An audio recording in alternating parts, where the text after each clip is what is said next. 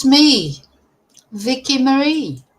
And good morning, good afternoon, or good evening, wherever you are in this crazy world we're living in. So, in this morning's chat, we're going to talk about three things. We're going to talk about a very sad thing that's happened in the north of Spain. Two British children have been drowned in the sea. Misadventure at the end of the day. And I want to talk about that because, it's holiday time, isn't it? As I'm making this video, it's the 31st of July today. People will be going off on holiday, presuming their flights aren't delayed, of course, etc. After everything that, have you noticed that every year or every time it's like it's holiday time or Christmas, etc. There's always some big problem with travel one way or another. And of course, there was a problem yesterday at the airports in the UK.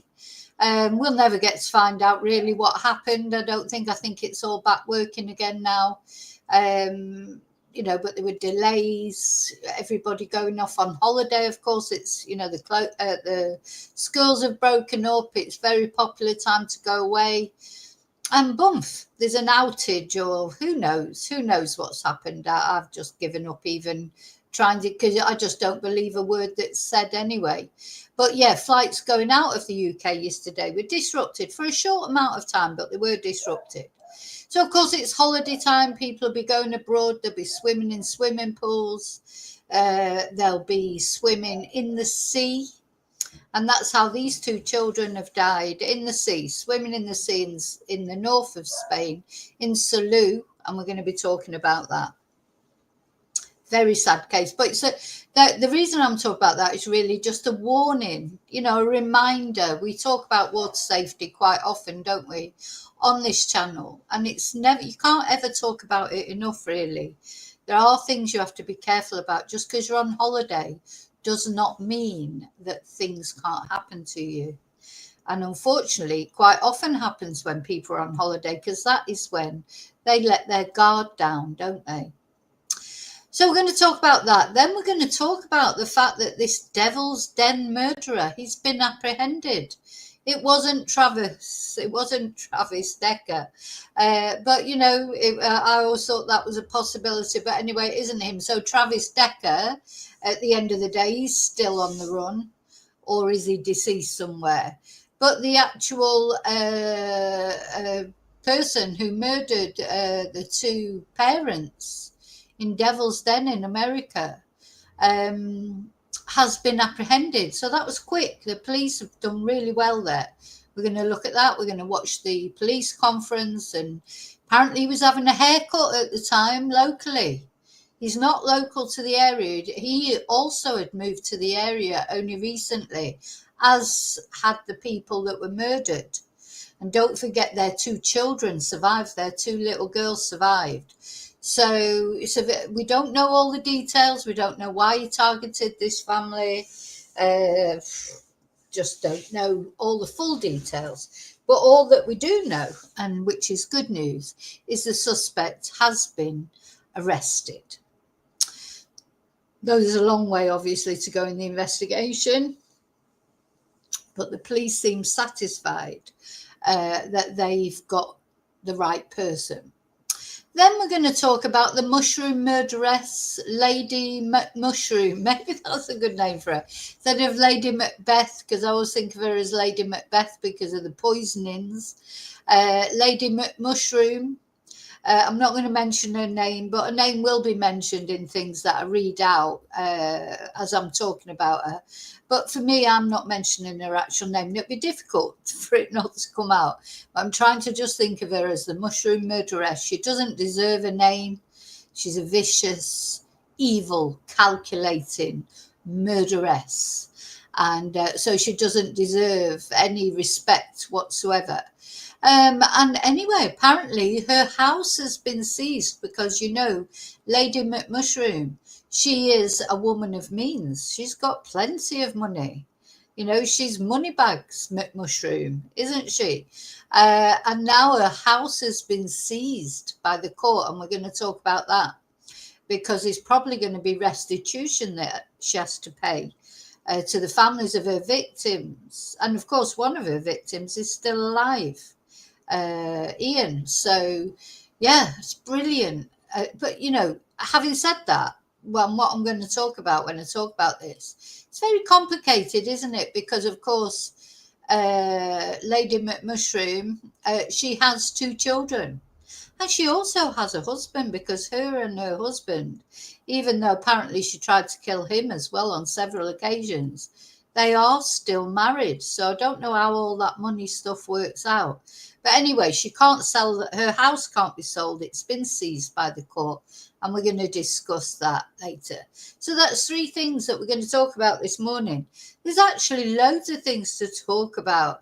I was thinking maybe I need to do like at least once a week, like a news review. And I was thinking about it like, you know, maybe a Thursday or a Friday where, you know, I have to arrange things around my classes. Now, because those of you who don't know, I'm a Spanish teacher. I know there's always new people coming onto my channel all the time. As it comes into the summer, I don't have many Spanish classes. People don't want to learn Spanish generally in the summer. I'm based in Spain, in mainland Spain. It's still really hot, though a lot cooler than it was. It's only 27 degrees so far today. I mean, that is nothing compared to what it has been in the 30s, even 40 degrees. So, but of course, as you can imagine, people's brains don't work properly. They generally don't want to learn Spanish in the summer. So I have a lull in Spanish classes. So I will be trying to do more videos for the crime channel, etc., or information channel. I do crime, but I do all sorts of things. I talk about a lot of different things. Anything I think my chatters will find interesting. And my chatters, of course, are from all over the place. Europe, Britain, Australia, America. Those are the main places. But I know that I do have chatters from all over the world. So I try and do interesting stories, crimes.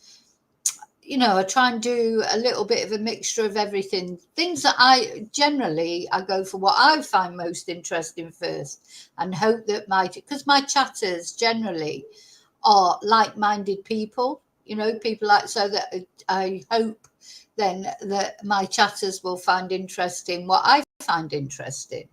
And, you know, of course, it's a pick and choose, it's a pick and mix. I know that if you put your notifications on, there'll be times a notification might come up and you might think, oh, I don't think I'm really interested in that.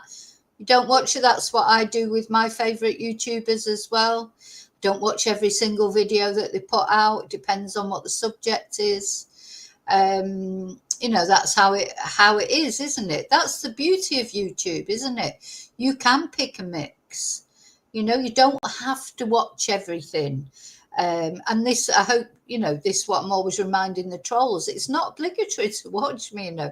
If you don't like me, don't agree with my views, or, you know, you don't agree with my views and you can't just accept that I have a different view to you, just watch another YouTube channel. It's like really easy, isn't it? It's not, I don't understand why people seem to take it personally if my video doesn't suit them, as if, you know, they haven't got a choice in what they watch.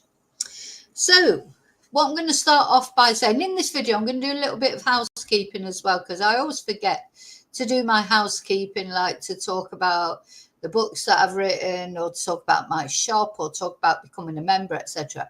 But don't worry, I'm not going to talk about it all at once and bore you stiff like for, you know, 20 minutes at a time. I'm going to do them in small sort of little installments, like ad breaks, you know, a word from my sponsor, which is me. So yeah, you will be seeing some bits of info, and I want to thank everybody who has supported me in any of these things that I'm going to talk about, either buying my books, buying merch from my, or buy me a Ko-fi, etc. I'm going to say thank you for all that. So first of all, yeah, thank you. Thank you is the most important thing. Gratitude, just in life in general, isn't it?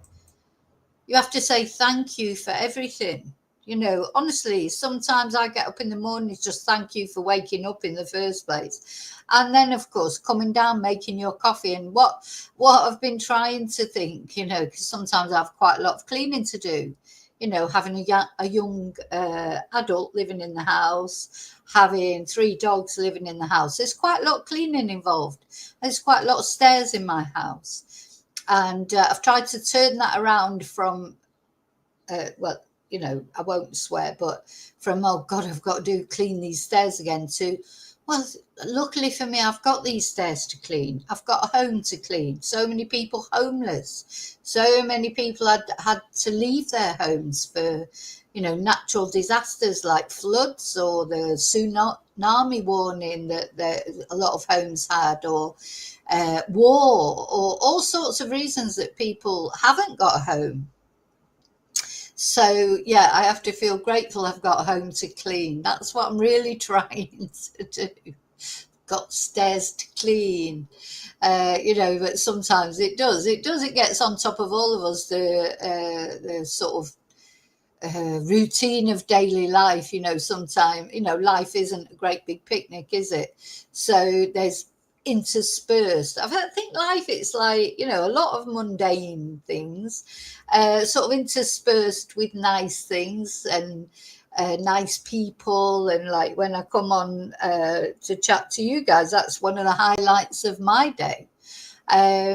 You know, but then there's other bits, there's nothing terrible, but you know what I mean, or you do get some problems come up. I mean, there's loads of problems you might have, and some are more serious than others, you know. But I know people, my chatters, some of them are grappling with mental health issues, physical health issues, financial issues, relationship issues, or problems with the kids, or problems with family in general, or just depression. You know, sometimes people feel down, they don't even know why they feel down.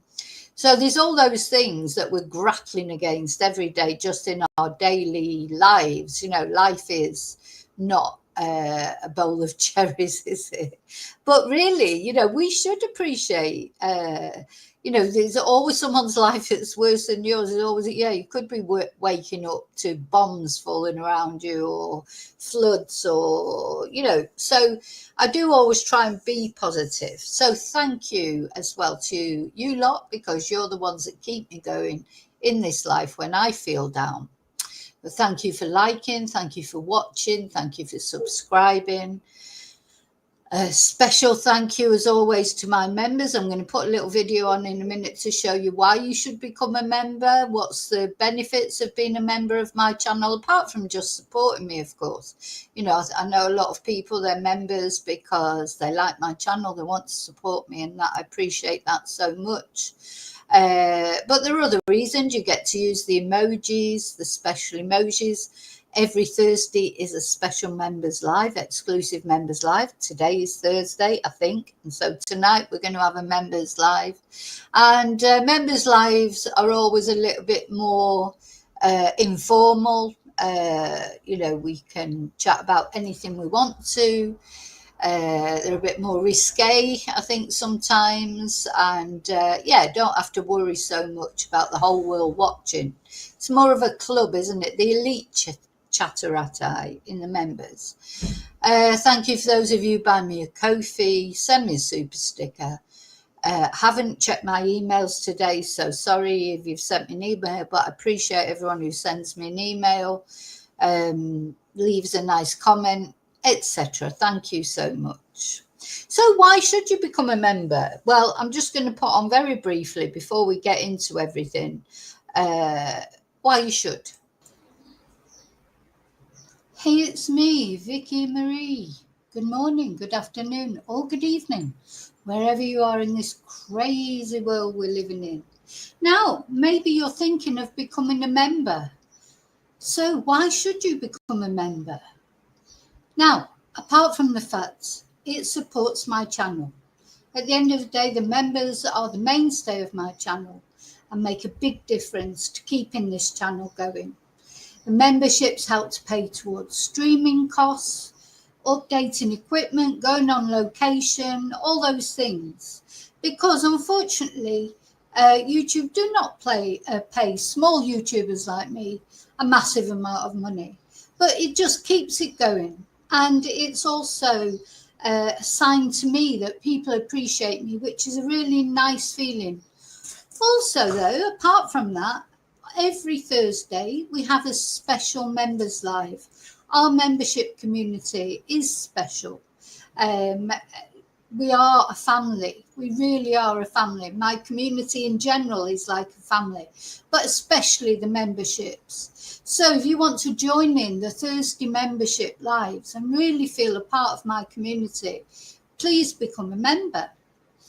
The other thing, of course, is you get to use the members emojis, which I try and change every now and again, especially if we're covering a certain case in a deep way, like we were with the Erin Patterson mushroom murder trials. We had special emojis to use for that. So, yeah. And also, there are special bonuses every now and again at Christmas and special occasions, some things that are offered only to my members, and videos that go out only to my members as well, messages, etc. Some personal things sometimes that I share with my members. So thank you so much for even considering it. Thank you for watching. You don't have to become a member to support my channel. It's just that little step further. If you're thinking about it, I hope that you will join us, join the family on a Thursday live as a member. So thank you. I'll see you really soon. And of course, as always, may your God go with you.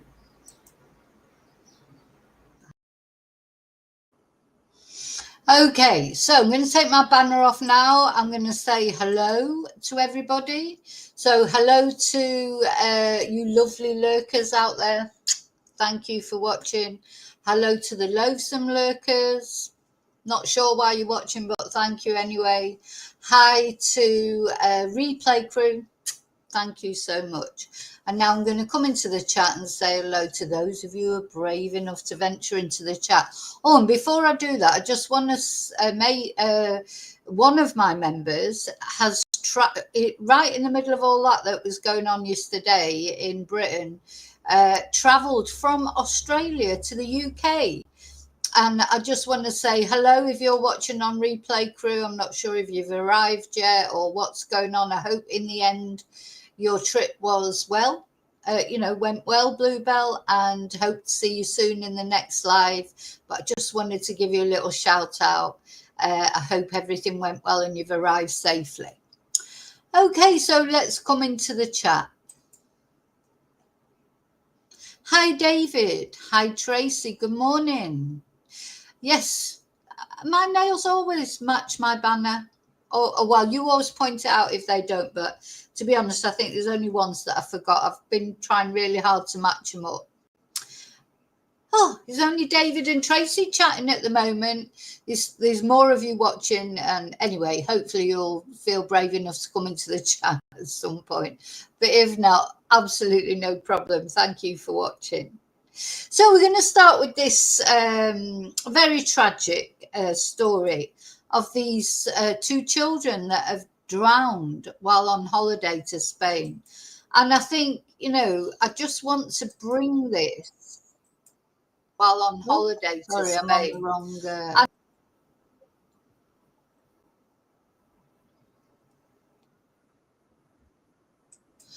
I went on to the wrong thing there, sorry. I was going on to my own... Anyway, never mind. Where is it? There it is. So, yeah, this happened in the north of Spain, in Salou, Yaga Beach. Sorry, I've still got some sound coming through on that other video. What turned it? There you go. Yeah, I've never been to Salou, actually, though my family have. It's supposed to be beautiful, especially, in the summer. Yeah, Yaga Beach in Salou. Let's have a look at it on Google Maps, actually. I mean, it's right at the... have I been to... Oh, no, I've been to Lorette de Mar, which isn't far away, I don't think.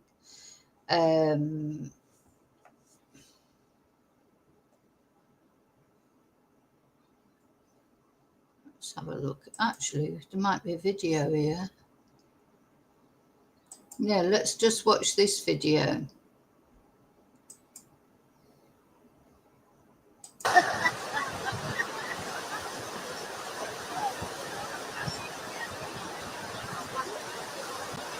So I think this is the beach there. Well, you can see the sea looks very calm.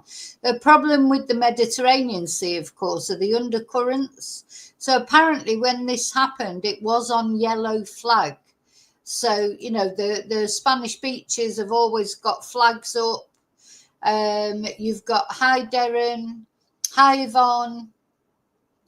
You've got green flag, which means no problems in bathing. Yellow flag, which apparently was a yellow flag this particular day.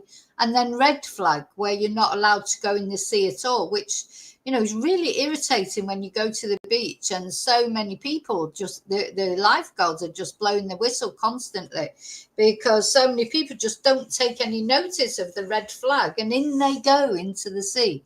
But anyway, yellow flag is a funny one, isn't it?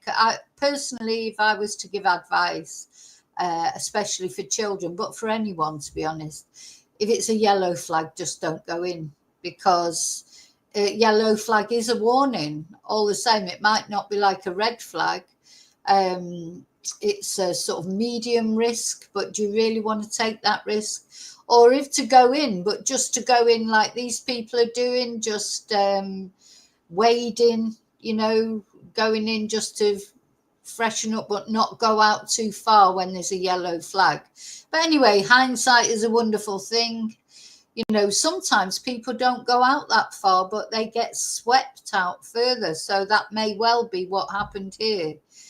So apparently these children, an 11-year-old and a 13-year-old, were in the sea with their dad. Now their dad has been saved. I can't imagine how he must feel. And my heart goes out to the family of these children because coping with this would be a nightmare. And again, in a foreign country.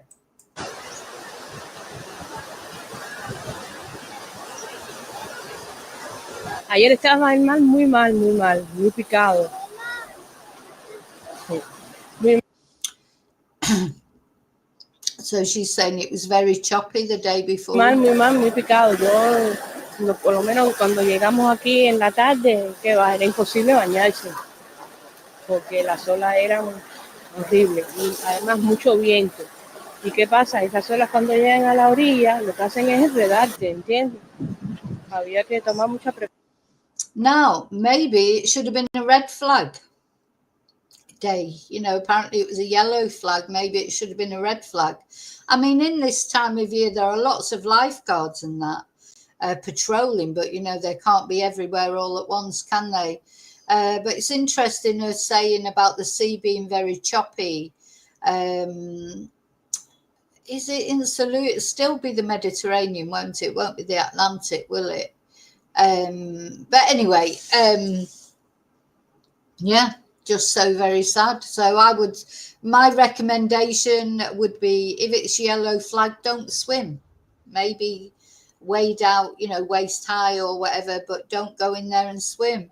And you know, she's saying it was really choppy and really, why was it only yellow flag then? It should have been red flag, surely. You know, but anyway, I suppose there'll be an investigation. I don't know. Precaución, la verdad.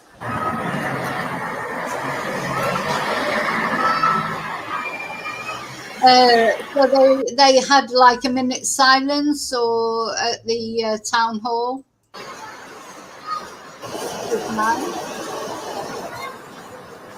So yeah, Catalan police told Sky News there was a yellow flag, meaning that swimming is permitted but with caution due to potential hazards at the time the children went into the sea.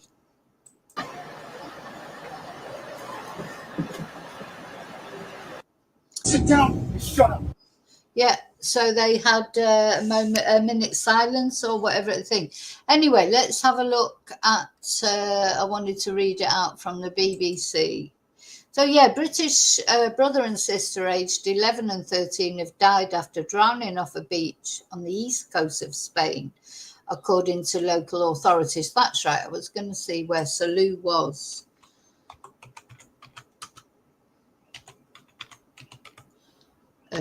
I was thinking it was in the north, but it says it's the east, so it's in Catalonia. I'll say I've never been there, so I don't know. Ah.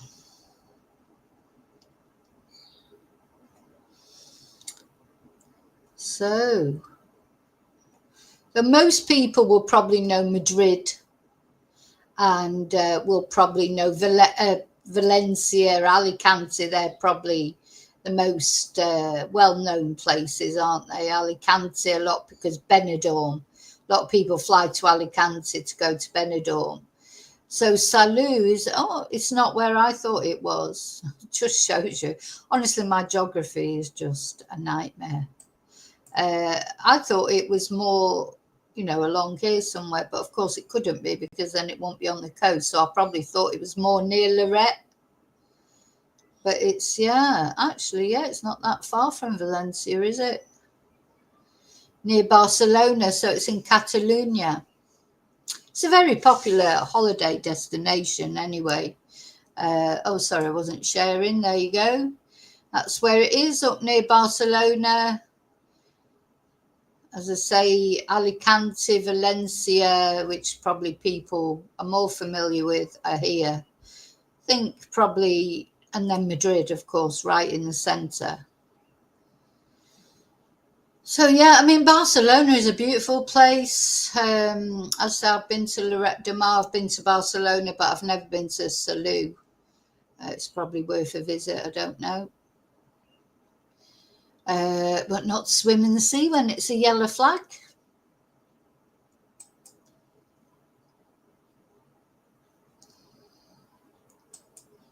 So going back to the article. So the two children, along with their father, were pulled from the water at Yaga Beach in Salou, Tarragona by emergency services on Tuesday evening. Tragically, the boy and girl could not be saved despite the best efforts of rescuers, said the head of the local police force, Jose Luis Gargallo. He added that the father survived, although he had swallowed a large amount of water and was in a state of exhaustion. Officials earlier reported that the children who died had both been boys, but actually it was a boy and a girl. The sea was rough and people sometimes underestimate its power, especially in this area, which is usually very calm. I think that's the whole problem, especially the Mediterranean Sea. It looks calm sometimes and it's not. It's not like the Atlantic that always looks a bit wild, doesn't it? 90% of the time there is no danger on that beach and it's considered an ideal spot for swimming. But Tuesday it was different, not just at that beach, but along the entire coast. Oh gosh, and lifeguards on the beach had finished by the time the emergency call came in about the drowning children, shortly before 9 o'clock. Oh my God. So the lifeguards weren't there. I think that's the other thing to remember as well. Lifeguards aren't 24 hours on the beaches. They start at a certain time, they finish at a certain time, and they're only there in the summer months or holiday like Easter, etc. They're not there all year round.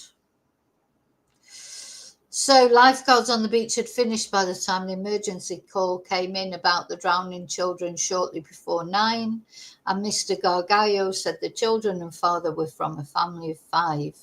And the mother and other children were back at their hotel nearby.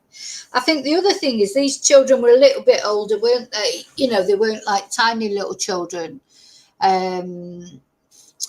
you know, you think that they're sort of capable swimmers, but I tell you, adults, nobody is. When that sea is choppy, I know so many people that have got into difficulty in the sea, and you know, in places near me that are not known for being, you know, places that people die. But then there are certain beaches that are notorious that you would avoid like the plague, especially if you had children. And you know what it's like it's wave jumping, things like that are popular, aren't they? Especially with teenagers, I think. You know, obviously little kids don't really like the wave jumping and that because they get overwhelmed by the waves. And you know, when my son was young, we used to do a lot of wave jumping. Well, you can imagine though, because he then sort of grew up, and even when he was 11, he was, you know, over 6 foot tall, and I'm 5'2". So it was like we just couldn't do we couldn't do wave jumping together because he could go so far in, he wouldn't even, you know, have the water up to here, whereas I'd be like submerged before the wave even came.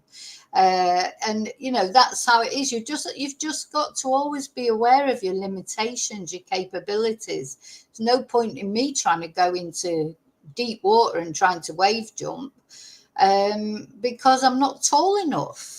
Simple as that. And I'm not confident enough either. I don't really like the sea that much, so I do like it. I like the feeling when I'm in there, but you know, you've always got, and of course the sands shift, don't they? So even as you're trying to come out, you know, you're trying to come out and the sand's shifting under your feet, and you can easily trip up or fall over, etc. So, you know, it's a matter of confidence and height, I think, as far as wave jumping is concerned. So, no, the thing is, this father and his children, they probably went in. They might not have even been that far out.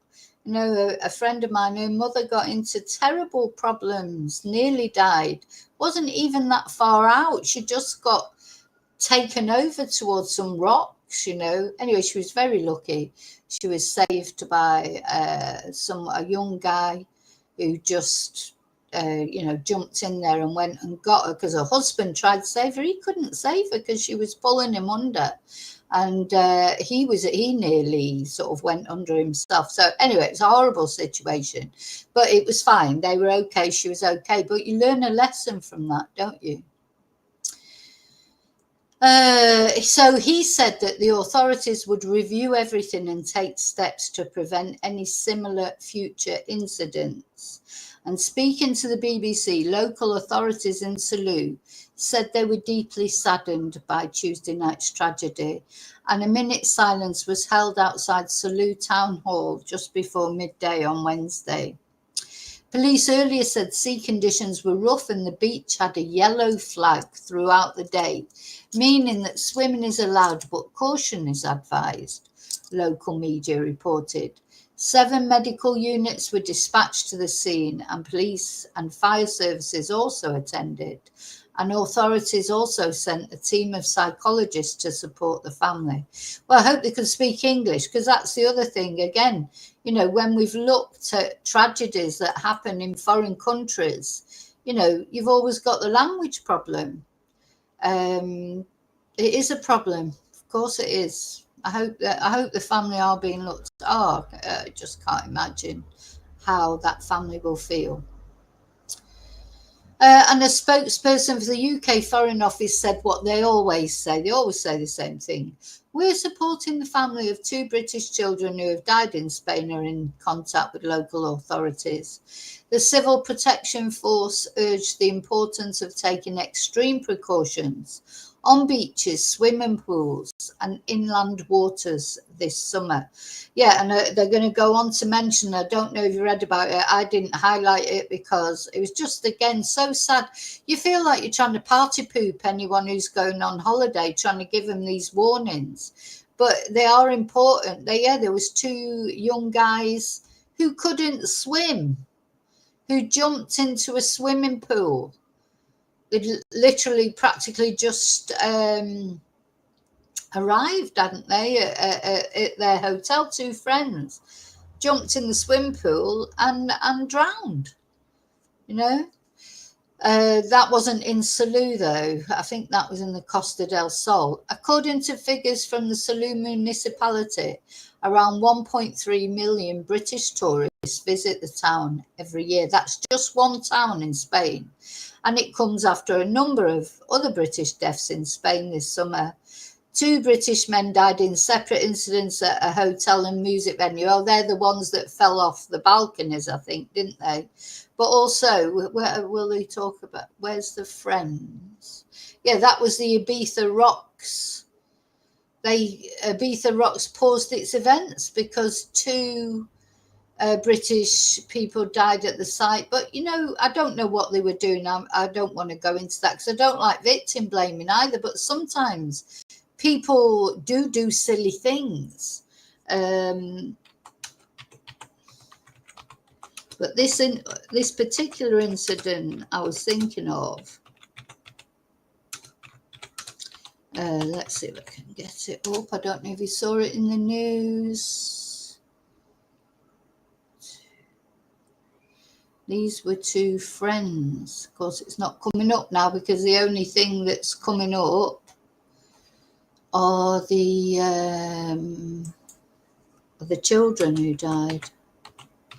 I think it was Costa del Sol. No, it just keeps coming up about the brother and sister now.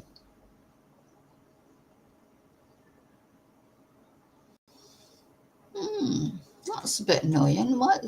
They were best friends, I think. They were on holiday together. And it's not coming up for some reason. Anyway, the reason that I'm talking about this, no, it's not coming up. Anyway, the reason that I'm talking about this is just a warning. So it's not to spoil people's holidays. You know, people love to swim. Part of the reason of going away is to go to the beach, in the pool or whatever. Hi, Daniel. So, you know, it's not saying don't enjoy your holiday, but just please be careful. And honestly, for me, if it's a yellow flag, don't swim. Yellow flag or red flag. A red flag, you're not allowed to swim. Yellow flag, don't swim. It's just not worth taking the chance, is it? And also have a look, make sure there are lifeguards around. So if you're going in the sea after 9 o'clock in the evening, the lifeguards aren't there. So then you've got to just hope, if you did get into trouble, you just have to hope that there's somebody around who,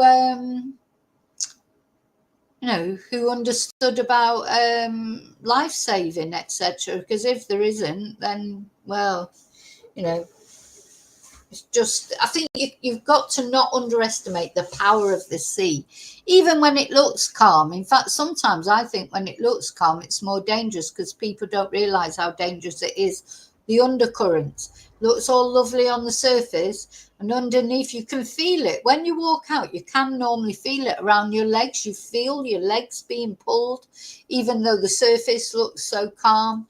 And then, of course, swimming pools, it's a question of, you know, just being careful again, isn't it? You know, hopefully. And if you can't swim or you're not a strong swimmer, just don't do it. You know, why? Those 2 friends who died, that I can't find the story, they both jumped in at the same time, and they both got into trouble, but apparently they couldn't swim. So don't know why they jumped into the pool, probably because they'd had too much to drink. So, you know, but rest in peace, all of them. It's horrible. It's awful, isn't it, to be on holiday and for this sort of tragedy to strike. But I think just what you have to remember is just because you're on holiday doesn't mean to say you have to leave your sensible head behind you. You know, you have to still wear your sensible head, even though you're on holiday. Hi, Joanne. So, okay, so that's the first story I wanted to tell you about, or the first case that I wanted to tell. It's not a case, it's not a crime.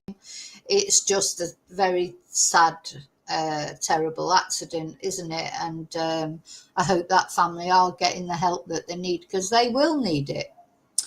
So what we're going to talk about next then is this Devil's Den, the Devil's Den murders. Let me just stop sharing that. I'm going to put up the picture. Now, we covered yesterday, we looked at these Devil's Den murders. So this was something that happened in Arkansas in the USA.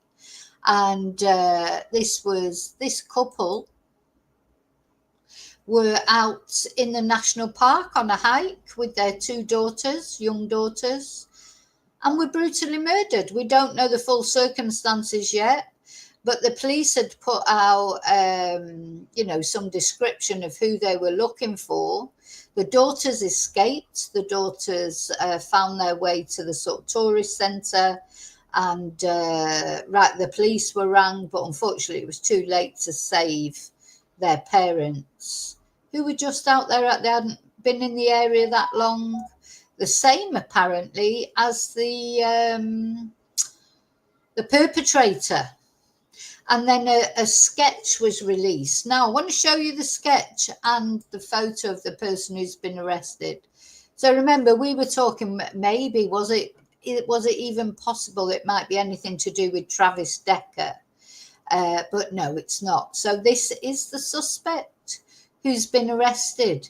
Now, this to me is the thing about these photo fits. You can see, I'm not blaming the kids. At the end of the day, it's very difficult to. They don't really look alike, do they?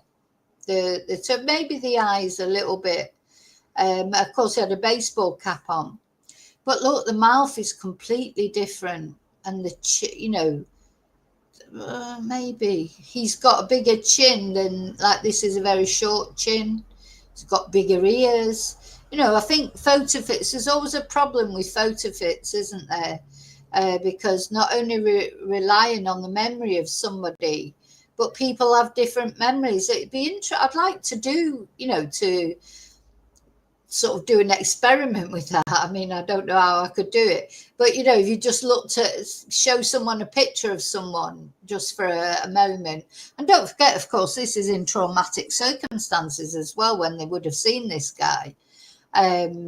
So the kids were probably just, apparently, it's being said, and again, I don't know if it's true, because hear all these rumors that the 9/11 operator said that she heard the parents say to the girls, just run as far as you can.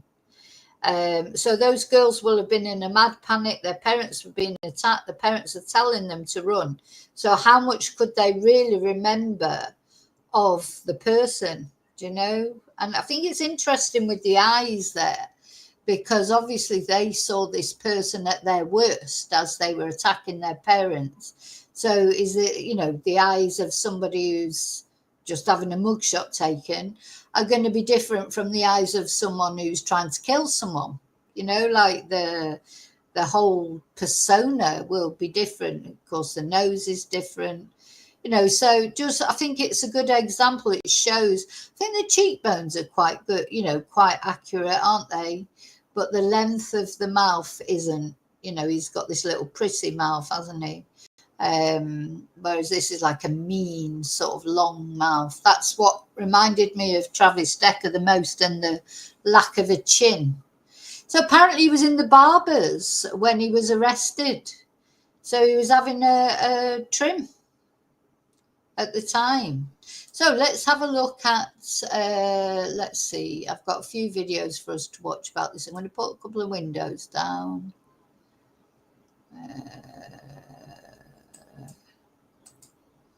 That one can go down. Let's have a look at this video first.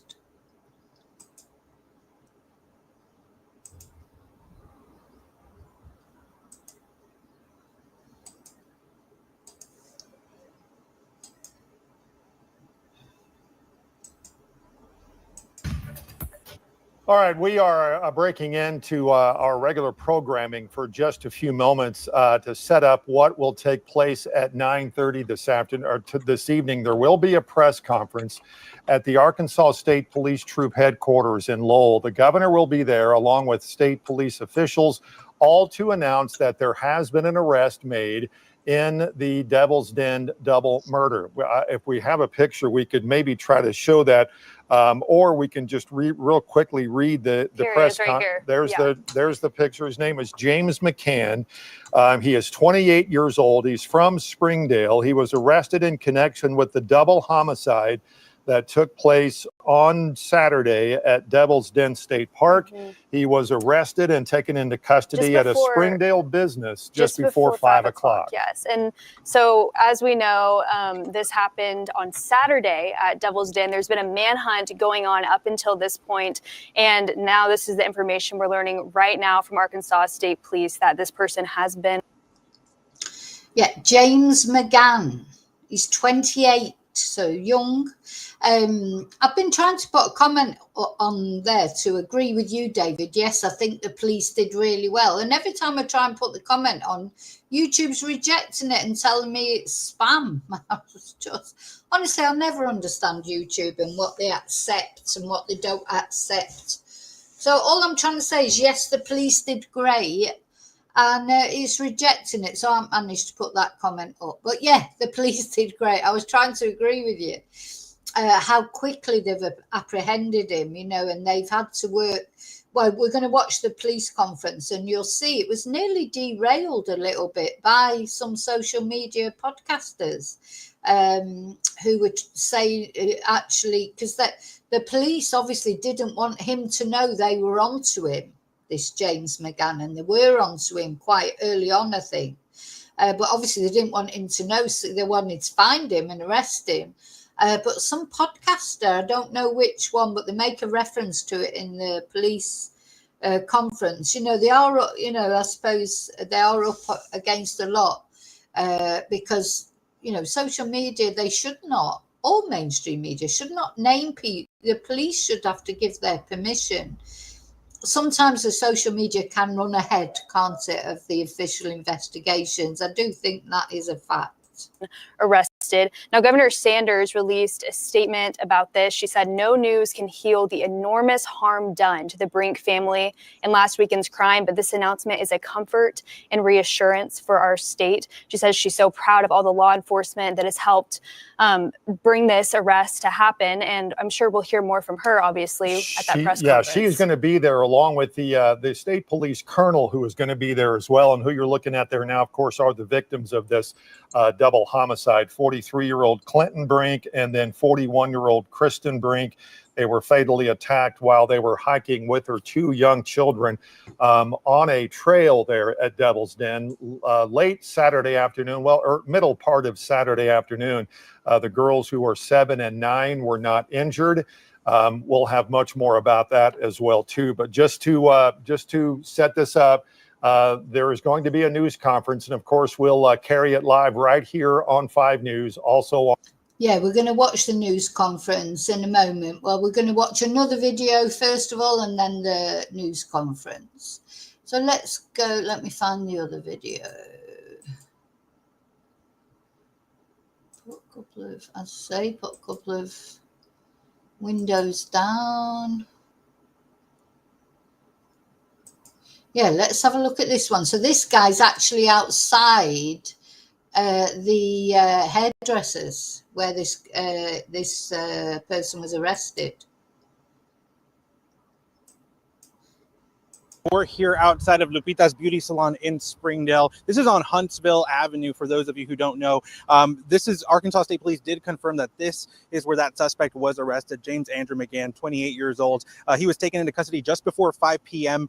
Today while getting a haircut here. He is charged with 2 counts of capital murder in the deaths of those 2 people. Yeah, sat there as calm as a cucumber having a haircut. Double murderer. He's orphaned those children, apart from terrorizing them and terrifying them. What could the possible motive be for this? According to social media post by a salon employee, detectives entered the shop mid-haircut and made that arrest. Video shows what appears to be investigators inside the shop photographing hair clippings on the floor with evidence markers surrounding them. Another video shows a black 4-door sedan taped off and marked as evidence being loaded onto a roll. Joanne, this is the guy who's killed that couple who were out with their children in the national park. So That tow truck. the couple that's up in the right-hand picture of the screen as you're looking at it, that's a married couple. They were attacked, and luckily their children, they had 2 young children with them who managed to get away. So that couple died defending their children, didn't they? Police have not confirmed the vehicle's connection to the case. The owner of the salon did say that police did tell her that the arrest was related to the Devil's Den murders, and now that has been confirmed by Arkansas State Police. Police did close the business down following that arrest. The scene is now clear, and the store does remain shut, but we are still, in contact with the people who work here, with the owner who confirmed that information with us earlier. Imagine how you would feel. It'd be like me doing a Spanish class with someone, and suddenly the police turn up and arrest them. You've had a murderer sat there in your hairdressing salon. You've been trimming their hair, and he's a double murderer. And there he is in your chair, and then you've got to close down your salon. And continue talking with her, and we're going to bring that information as soon as we have it. We're live here in Springdale. I'm Abner Sosa, 4029 News. So let's have a look at the police. I'm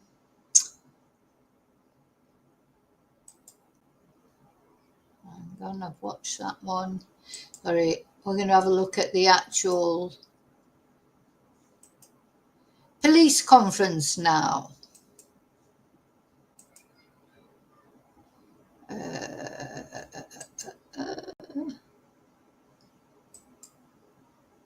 The governor is going to come out along with Colonel Mike Hager, so let's listen in. Good evening. Thank y'all for coming in late this evening. We are here in Northwest Arkansas, a community that has been absolutely...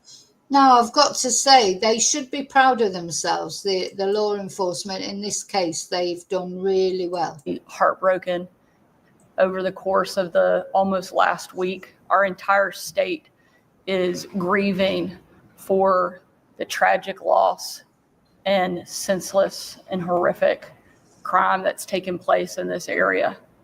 One of the worst experiences that certainly I've ever had was making a phone call to the Brink family earlier this week. Nothing like that should ever take place. And for a family to have to go through and deal with that level of tragedy is something that no one should ever experience, and something that we never want to take place in our state.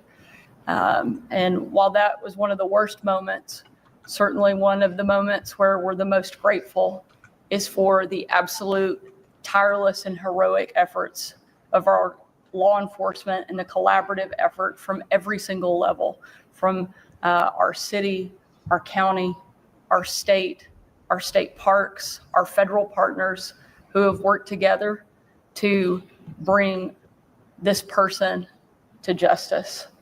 And I'm so thankful for their courageous and tireless efforts that they've put forth over the course of the last several days. And I cannot thank them enough for the way that they put themselves on the line, not just over this week, but every single day, and the way that they represent our state. I want to be clear that if you commit a violent, senseless act here in our state, our law enforcement will hunt you down and bring you to justice, because that's what the people of Arkansas frankly deserve. That's what they've asked for. And that's what this team has been able to deliver this week. And we're very grateful for their work. I want to finish by saying that I ask all Arkansans to join me in lifting the Brink family and their 2 precious daughters up in prayer, and to continue after these next few days to continue to pray for them, because it's a long road ahead and the grieving process has just begun. And I hope that our entire state will wrap their arms around this family and comfort them in a way that no other place can other than Arkansas. Thank you again for all of the efforts of those who are standing here with me tonight. And with that, I'll turn it over to Colonel Mike Hager, the head of State Police. Thank you, Governor, and good evening. Before I start with the prepared remarks, I have to say it's the greatest of honors to stand here and represent a lot of people that are not standing at this podium. They're not in front of your cameras. We have a building full of criminal investigators from state police, local agencies, federal partners that are unshaven. They look unkempt. They've not slept in days. They've barely taken time to eat. I cannot express the gratitude I have for the men and women that have made this possible. Arkansas State Police Special Agents had arrested James Andrew McGann, 28, of Springdale. He's been charged with 2 counts of capital murder in the deaths of Clinton David Brink and Kristen Amanda Brink. Clinton and Kristen were killed on Saturday, July 26, 2025, at Devil's Den State Park. The suspect was taken into custody this evening at 4:57 p.m. at a business in the Springdale area. Now, sorry, I just want to interrupt for a moment there because he's from Springdale, the guy. Now, I think I need a course on American geography. I get so confused with American, I get confused with any geography. But in America, there's so many places that have got the same name, isn't it? But you've got, I don't know, Springfield somewhere and lots of different Springfields, and maybe there's different Springdale. So I'm not even going to think about where Springdale is. But so apparently, because yesterday I was talking about Travis Decker, and he did what he did in Washington, but apparently there's Washington State and Washington something else. I'm not even going to go into it because I don't understand it. But apparently I got the wrong Washington, and that's not the first time that's happened with places in America that have got the same name, but there's different ones. That does happen. So I'm sorry about that. But anyway, it turns out it wasn't Travis Decker. Was it? Now let me just see if I can find, because I should clarify this about the Washington. Hang on, let me see. Just geography. I hate geography anyway. I'm not good at geography, not even of Spain, Britain, or small countries. But like America is just so huge, isn't it? It's so apparently, let me have a look at what did she say, this lady? So somebody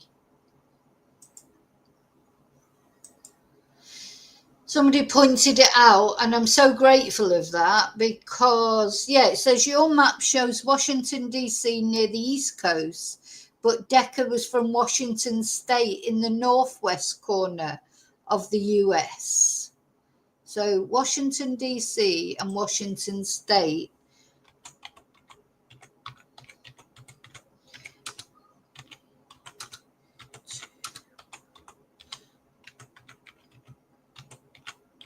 So that's my bad. I have to apologize for my absolute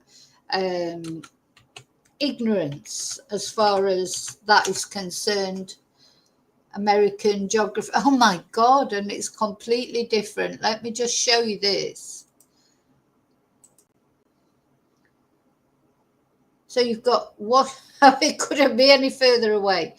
Why have they got 2 Washingtons? So, yeah, I do. I need a, so Arkansas is here. That's where this has happened. I was thinking it was the Washington, Travis Decker had disappeared from Washington here, but it hadn't. He disappeared from Washington up here. I mean, he still would have had time, to be honest, to get to Arkansas, wouldn't he? Because he's been missing for 2 months. I still think he's probably dead in that area somewhere.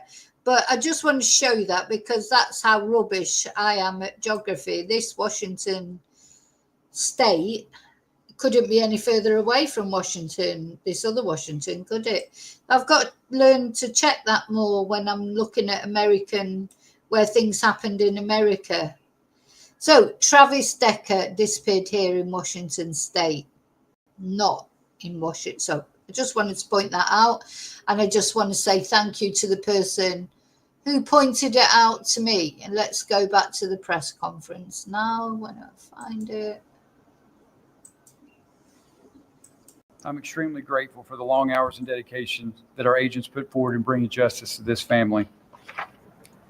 The collaboration between state police and other local law enforcement agencies, our federal partners, has been second to none.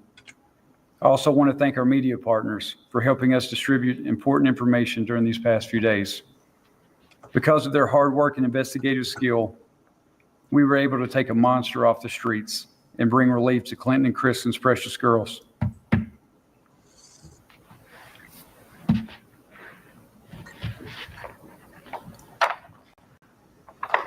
And to the rest of Citizens Park. Oh, and this look, he's so touching. He got really upset. Do you know, when it's sort of, I mean, I know it's horrible because it's sad and it's horrible to see someone upset, but it's so very touching when people who, officials, you know, when they get upset because they means they feel it in a human way.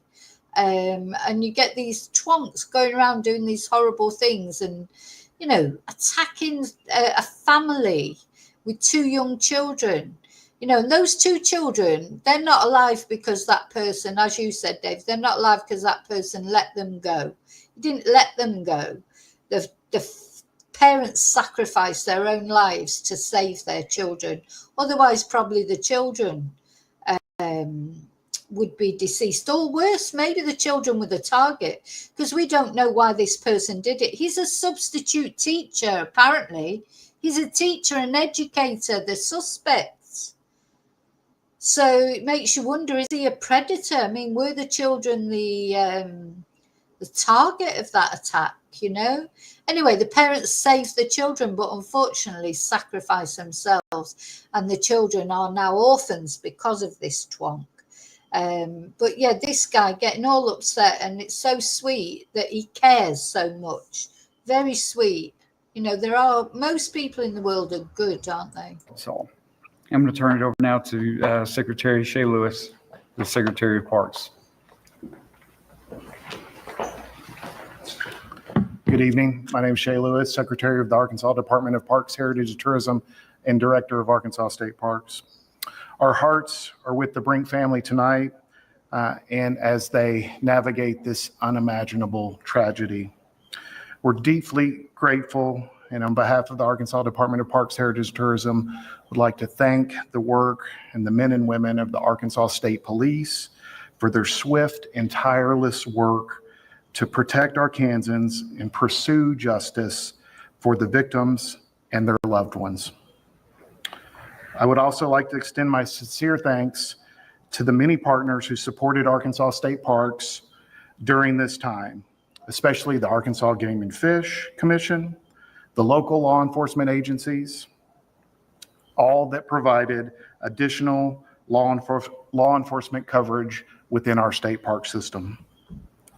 I'm especially thankful for the dedicated response of our Arkansas State Park staff, including our park rangers, and many others who worked with professionalism, compassion, urgency in the face of this very difficult situation. As always, the safety of our guests and staff will continue to be a top priority for Arkansas State Parks. At this time, I'll turn it back over to Governor Sanders for any questions that may be available tonight. Thank you. We'll take a couple questions if you guys have them. Before we ask you about the details of this person arrested accused of this, do you know when this news was? Now, just as we're watching this, and we'll stick with this because this is the story we're talking about, but I've got some breaking news for you. We're going to talk about the mushroom murderess and her house being seized. But there is some breaking news coming through as we speak that I'm going to tell you about at the end of this video. Delivered to victims' family members. Yeah, I'm going to allow and ask some of the law enforcement who have been leading these efforts to step up and answer some of those specific questions. So the question was, were they notified or when? They were notified. This had to be big news. Yes, they were notified just after we made the arrest. They were actually one of the first people that we went to notify. And as you can imagine, it opened up a whole different set of emotions for the Brink family. I'm sure that it was with a sense of relief, but also with a whole new emotion that they're going to have to deal with. And then, of course, we'll ask what led to this and talk about the person arrested, what you can't say. So while an arrest has been made, we are refraining from releasing much of the information that led to that arrest. We still have a lot of work to do in terms of, securing a conviction, because that's our next big focus right now. But we will release some details as they become available that we think are pertinent. The community deserves to know what happened and what led to that arrest, and we'll be happy to share that when the time is right. Can you confirm, we've seen video of... So, we'll watch this till the end, but yeah, it's still an ongoing investigation. They've got the culprit or the suspect, allegedly, etc. But they've, like she'll say in a moment, they've still got to bring it to a conviction. They don't want to prejudice the conviction. They've still got to be careful what information they can give out, etc. So, of course, now everyone wants to know. I think what everybody wants to know is, why did he do it? How did this happen? Did he target that family specifically? Did he know them? Or were they just in the wrong place at the wrong time? Was it a robbery? Or were the children the target? Was he going for those girls? And he thought if he get rid of the parents, he can assault the girls. This is a teacher. So, just makes you wonder, is he one of those predators that looks for, quite often? There's a van going past advertising something. Is he one of those predator types who looks for a job near children? That's what predators do. So there's all that to find out yet, but she can't give that information yet because it's an ongoing investigation. The arrest made at this Peter's the beauty shop in Springdale. Can we confirm that that's where he was taken into custody today? Yes. So that was him. Yes. Do we have any sense of a motive, or do we feel this was random at this time? We're not going to talk about his motive right now. We're still exploring and determining exactly what that motive was. So it'd be a little premature for us to speak on that tonight. Anything on this gentleman's background here locally? We're getting word he might have been a youth teacher in the area. Is there anything of that sort that you can confirm for us tonight? So what I'll say is he just recently moved here and had gotten a job to work at a local school here. Do you know where he moved from? I believe it was. So he'd got a job to work in a local school. He'd only just moved there. Was he? It makes you wonder, were the girls the target there? So, and it's scary, isn't it, thinking how many predators are working in schools? Because predators want to work with children. A lot of people don't want to work with children. No offense, but the saying, don't work with children or animals. It's like, it's a joke, but it's sort of true. Children aren't easy to work with. It's rewarding to work with children, but it's not easy. So a lot of people who gravitate towards jobs with children is because for predatory reasons. It happens, doesn't it? Now, I'm not saying we don't know that he's a predator, that why he killed that guy, the couple, why he attacked that family, maybe nothing to do with it. I mentioned yesterday, I saw on a couple of pictures of the guy, the father, wearing a Trump t-shirt, make America great again, and etc.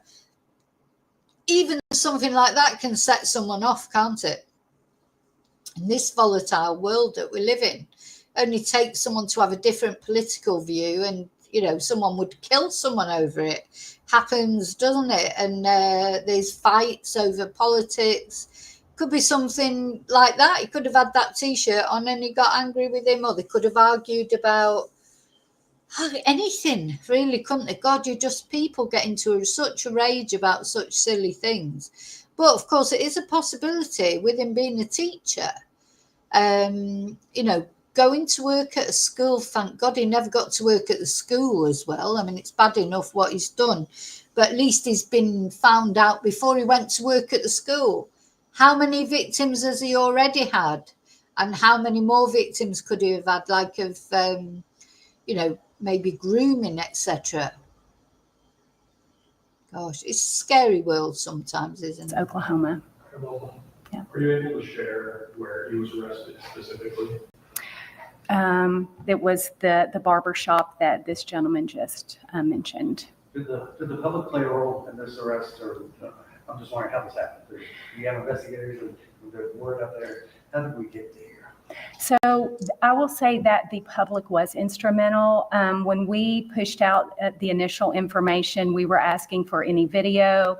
A lot of the video footage that we received was instrumental in helping us identify this particular subject. A lot of that was looking for a description of a vehicle. Now, I just want to say that the father of the couple that were killed, the father, he was a milk delivery driver. Not a milkman, I don't think, like the Ernie days. But, he delivered and he got a new job. He was only just about to start a new job as well, wasn't he? Delivering milk, I presume in big vans, as I say, not like a little float like Ernie the milkman. But strange that they both only just moved there as well, isn't it? It's a lot of strange coincidences. So, yes, intriguing, isn't it? What was the connection, if any, or was it just one of those cases they were in the wrong place at the wrong time? We know the description of the vehicle was seized and being processed as evidence. The description seems to match up with what you've recovered. That's correct. Yes, sir. Can you talk about the calls, the tips?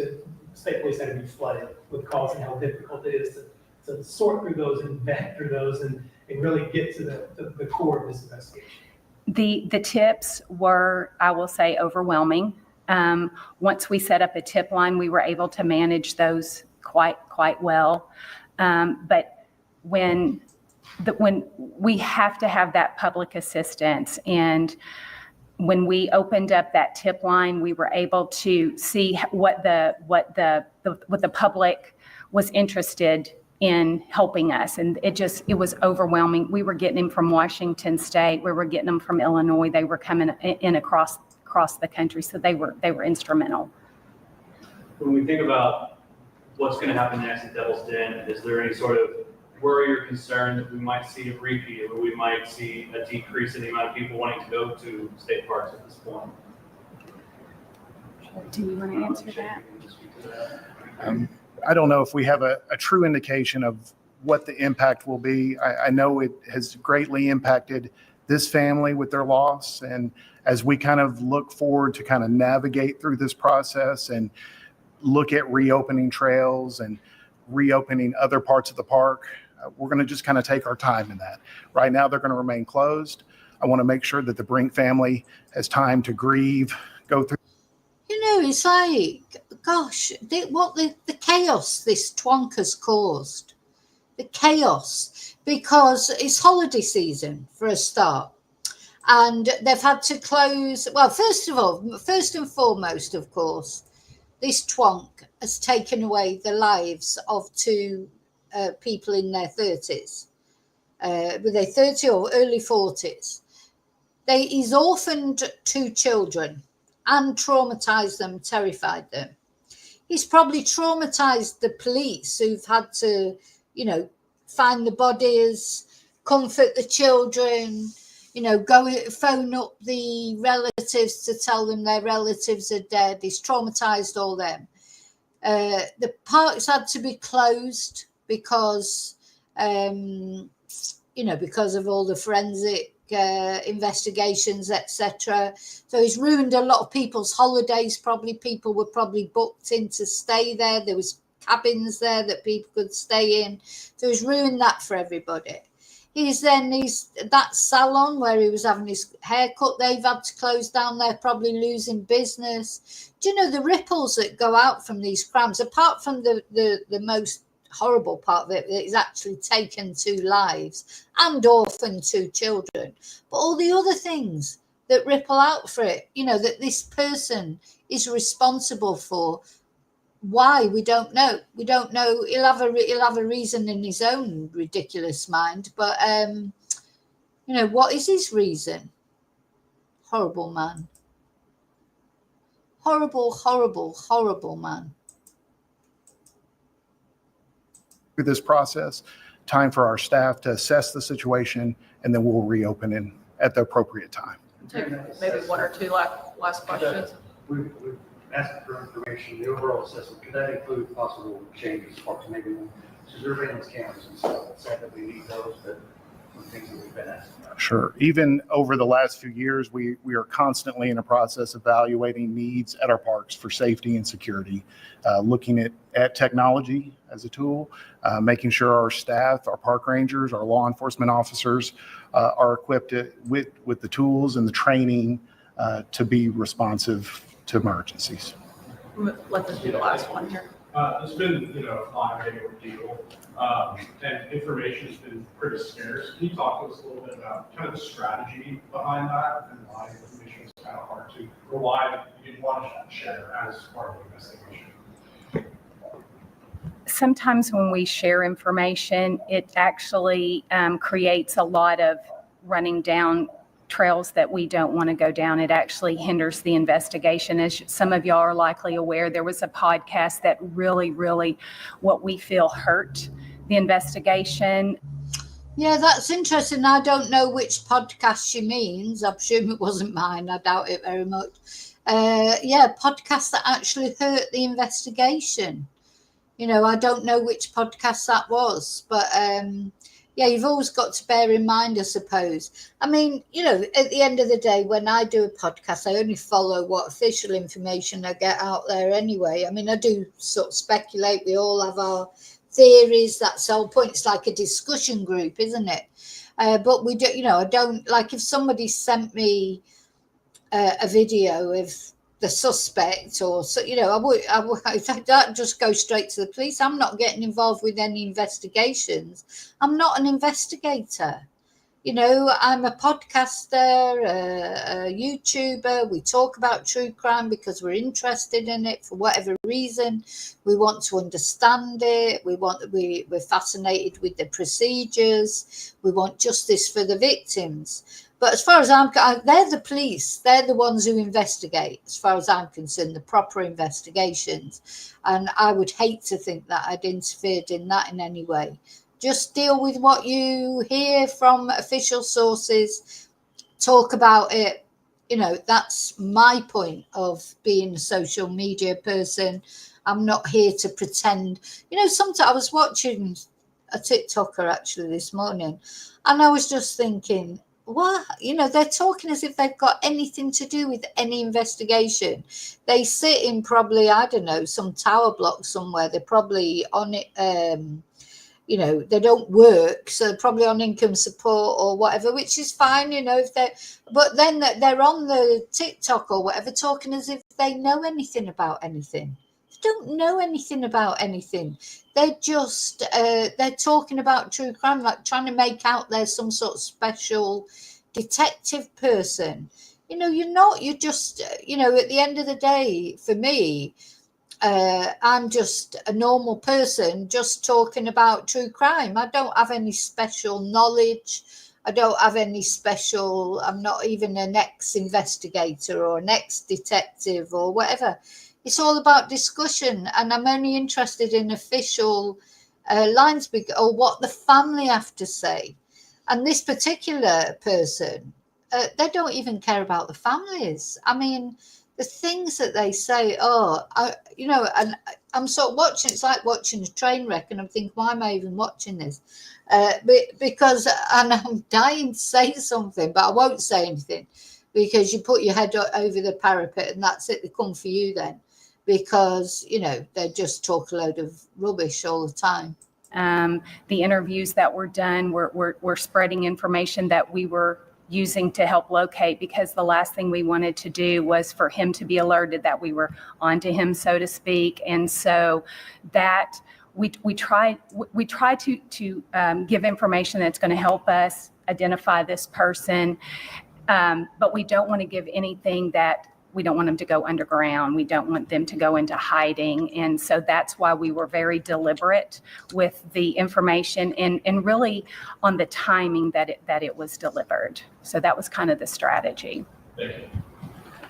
I'll just close out again by saying a big thank you to the men and women of our law enforcement, again, across every level, individuals who have stepped up and offered tips and information to our state parks team and their staff for everybody's collaborative effort over the course of the last several days. And again, we ask that every Arkansan remember this family and lift them up in prayer and offer condolences and comfort to them in any way that you can. So thank y'all again. And again, appreciate our law enforcement and prayers for all of Arkansas. Thank y'all. Okay, so All right, that was the police interview. So a couple of people there were asking about the ages of the kids. I think I put, so yeah, Clinton, the father, he was 43. Kristen, the mother, was 41. And the girls are 7 and 9. So, you know, very young children. So apparently on the 911 call, if it's true, it says on this, this is a podcast. I don't know if this is the podcast she was talking about. I don't know. I haven't watched the whole podcast. I very rarely watch other people's podcasts, which sounds awful, but I often don't like listening to other people's podcasts. But this guy on True Crime Today said that the 9/11 dispatcher revealed, that's not even been spelt right, has it? Reveals new facts. Run as far as you can.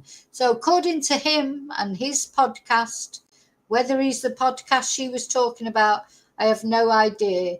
But he says, or the 9/11 dispatcher, look, run as fast and as far as you can. These were a mother's final words to her daughters before she and her husband were murdered on a trail at Devil's Den. In an exclusive interview I had this morning. Now take this with a pinch of salt. I don't know if it's genuine or not. You know, the problem with podcasters sometimes, we saw it with that Joseph Morris, he's a terrible liar. A lot of them are complete liars that just make things up.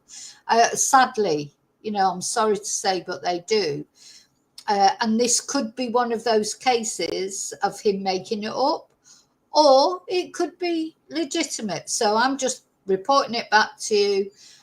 You decide whether you believe it or not. I'm not listening to, go and listen to his podcast. I'm not listening to it. I know it'll irritate me because there won't be any, you know, there won't be any proof in it. It'll just be, I mean, at the end of the day, I could get my friend to ring up, couldn't I? And we could have a call over the video and them saying that they're a dispatcher, as long as they had an American accent, of course. But you know what I'm saying. Where's the proof? So I'll wait till the police, you know, release the 9/11 call. Then, yes, that's the real call. So these were a mother's final words to her daughters before she and her husband were murdered on a trail at Devil's Den. In an exclusive interview I had this morning, the 9/11 dispatcher from that day reveals chilling new details from the call. Now, would the 9/11 dispatcher be allowed to do that when there's an active investigation going on? I mean, yeah, maybe later after this twonk is convicted, this is an ongoing case. Surely they won't be allowed to do that, release information without permission. Anyway, who knows? Who knows? So there you go. I just don't know. You know, people talk so much crap on social. They do talk crap on social media. Probably people think I talk crap. You know, I don't know, but I never make things up. Bye, David. You know, don't make things up. That's one thing I don't do. So that's, you know, that's what I say. Okay, so where are we going now? So that's the latest on the Devil's Den. The guy's been apprehended. The suspect has been apprehended. It wasn't Travis Decker. So, of course, then it's important to remember as well that Travis Decker in Washington State, not Washington, D.C., he's still at large, or is he? I think he's dead. He's got to be dead somewhere.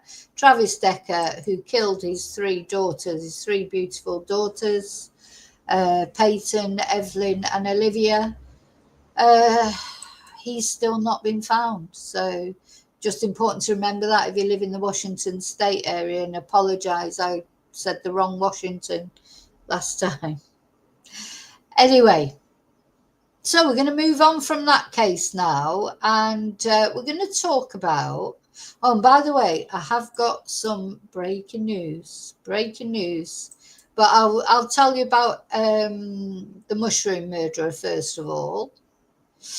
Right, where am I going? So I'm going to change this because we're going to talk about the mushroom murders, and these are our victims, of course. We must never forget the victims. They're the first thing we have to talk about. They're so much more important than the perpetrator.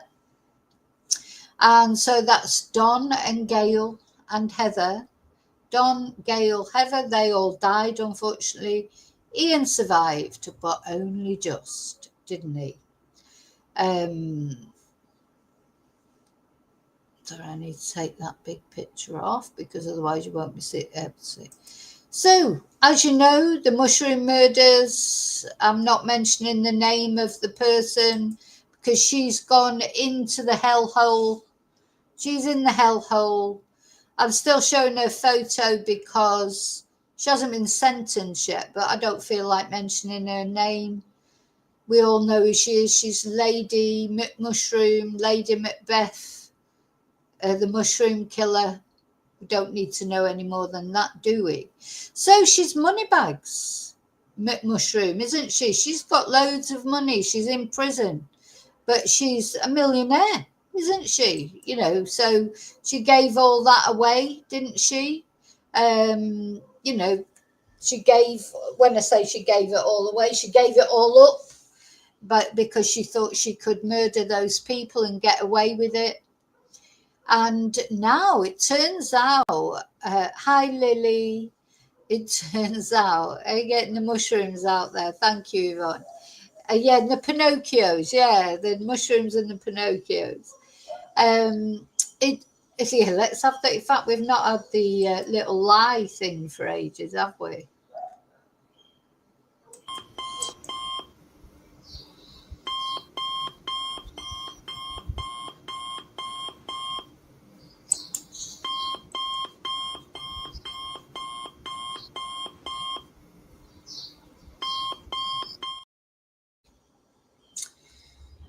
But anyway, she's been found guilty.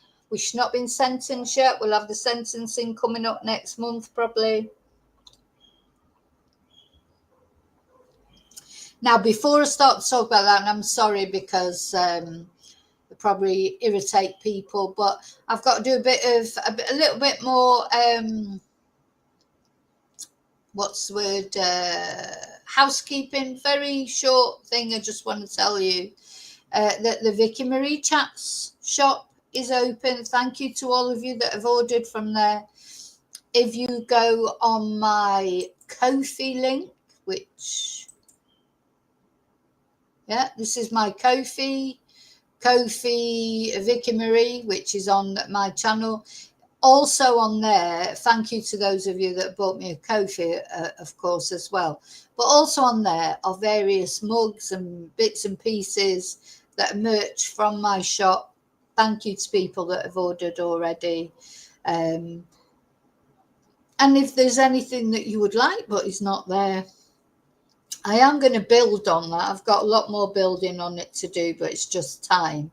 If there's anything in particular you want customizing, I can do that for you as well. So just to let you know about that. So I have to just, remember my, I always forget. So let's have a look at this then. So what's happened is Erin, of course, has got this great big lovely house. Erin, she had a silver spoon in her mouth, didn't she? She's inherited money. She's comfortable. She doesn't know what it's like to have to worry about paying a bill or, having her electric cut off or her water cut off. That's happened to me a million times.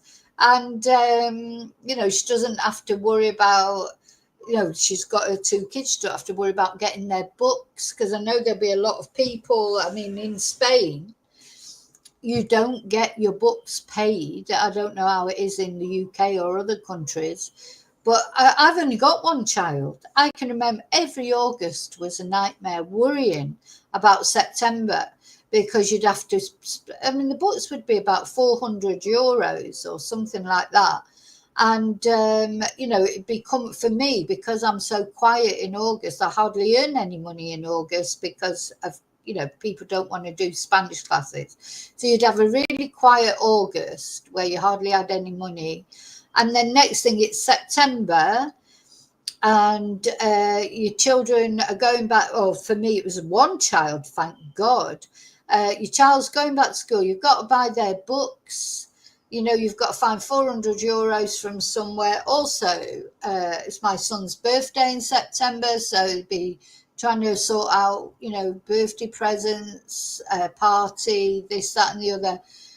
All that following a really quiet month. So it's always a bit of a nightmare. I never looked forward to his birthday, which is a shame, because I was always worried. I always managed to do it. I always managed to get what I needed to get. Always got, I've got through it, but it's a getting through it. It's not like enjoying, is it? And looking forward to your children's birthdays. And as I say, I've only got one child. So if you've got 2, 3, 4 children, and you've got to spend €400, €500 on each child, it's massive amounts of money, isn't it? So Erin's never had to worry about that. She's got, $1 million in the bank or whatever, and she's got her properties and this, that, and the other. So she never had to worry about money. She almost didn't have enough to worry about, I think, sometimes. The thing is, when people have got a lot of things on their plate, they just get on with it, don't they? Because if they don't, no one else is going to sort it out for them, are they? So, you just have to keep going, because if you don't keep going, everything just falls down like a pack of cards. Sometimes I don't think people have got enough to worry about, and I feel like that about Erin. It's like,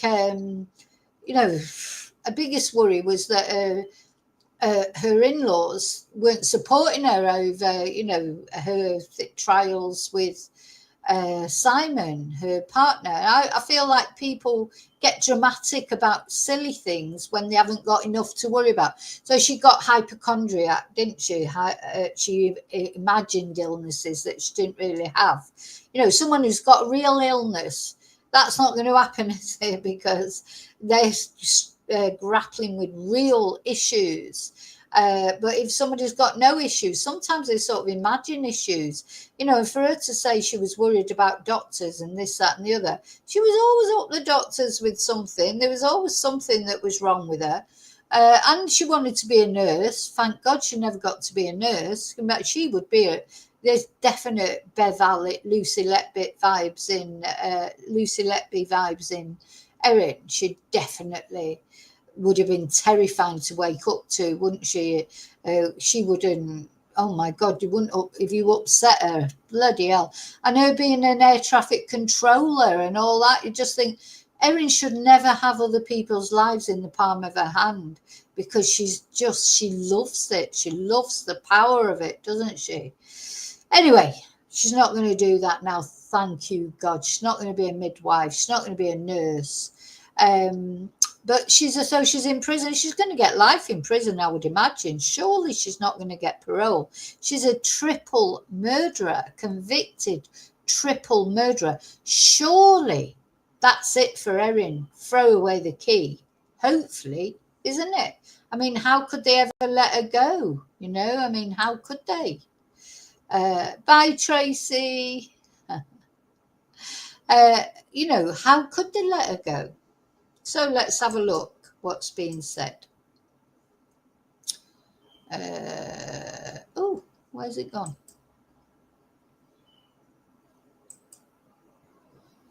There it is.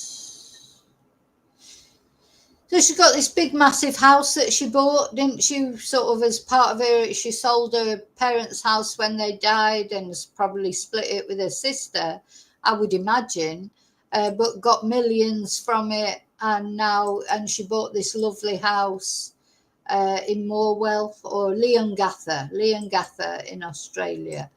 And there's been, she's not allowed to sell it. It's not allowed to be sold. Property at the centre of the deadly mushroom lunch. Well, Erin Patterson's Leongatha home could potentially hit the market after the Department of Public Prosecutions made an order. The deadly. Hang on, I just want to. So don't forget, they had put some supporters of hers or someone had put all black like coverings up around the home so you couldn't see in. I wonder if that's still up. So we didn't know if that was because they were expecting Erin to come home, you know, to get found not guilty and to go home. So, or was it put there to stop cameras taking pictures of stuff coming out of the home? We just don't know. Mushroom lunch. Well, Erin Patterson's Leongatha home could potentially hit the market after the Department of Public Prosecutions made an order with the Victorian Supreme Court to freeze the property just in case any of the families of Donegal Patterson or Heather Wilkinson wish to seek compensations. So this initially happened as a closed court order, so it has remained a secret until now, and that is because a gag order banning us from reporting these details lifted late this evening. So now we can tell you that Erin Patterson's home has basically been frozen by the state, which means it's left in a sort of legal limbo. And that is because if people, including Pastor Ian Wilkinson, wish to make some sort of compensation claim, then the DPP could rely on Erin Patterson's house to get those funds. It also means that Erin Patterson obviously can't sell the house herself or transfer it into someone else's name. This would be a huge blow to Erin Patterson. She told the jury in her triple murder trial that the property was her dream home and she designed the house herself using Microsoft Paint. She told the court that she thought she would grow old in the Leongatha home and her children would advance. What, she designed the house herself using Microsoft Paint? Oh my God. Oh my God, sorry. Just like, what? She's such a control freak, isn't she? So she designed the house herself, apparently, using Microsoft Paint. It was her dream home. Now, I do think it's a very complicated situation because, and I don't get me wrong, I want Erin's kids to have the best of whatever. I mean, I presume the kids are with Simon, her estranged husband. I presume, you know, and those kids, they've got enough to cope with, haven't they, knowing that their mum is a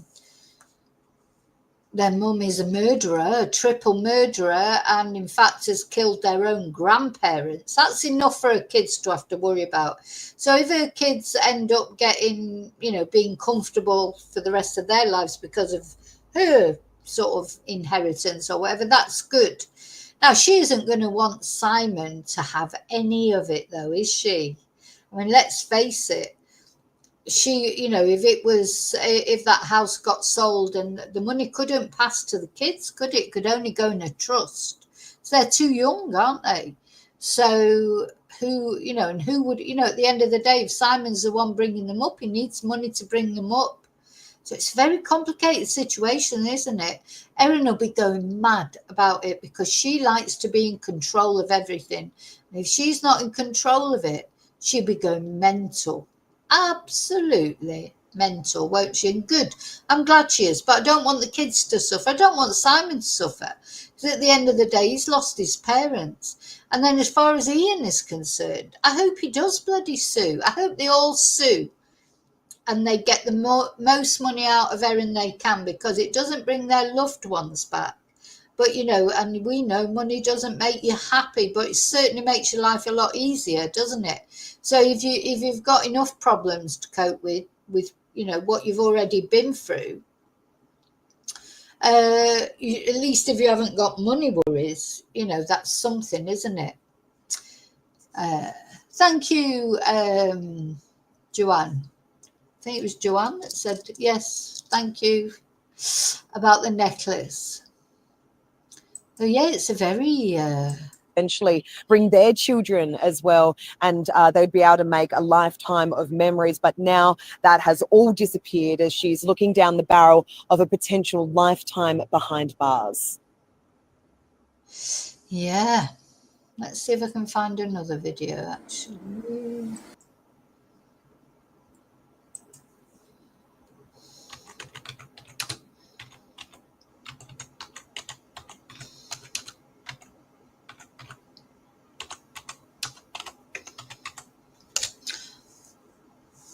I just think it is good that she can't do it, because I know she'll be annoyed by it. She'll be annoyed by it because she won't like not being in control, and that's it. So, you know, her home being restrained, she definitely will not be happy. So I've got another video. Let's have a look at.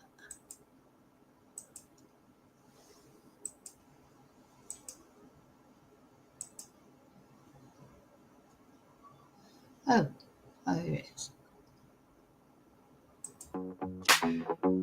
So, little advert.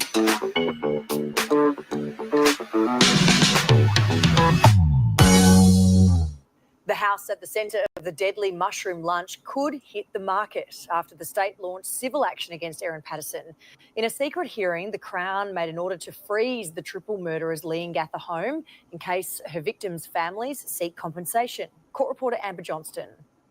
Built as a dream home for a growing family, the property at the centre of the deadly mushroom lunch stands still, frozen by the state, as the wait for justice plays out beyond its walls. I think this is a preemptive move by the DPP to ensure that any assets are retained. The Crown seizing control of Erin Patterson's property, leaving it in a legal limbo. In order to ensure there's assets to pay any compensation, they froze them.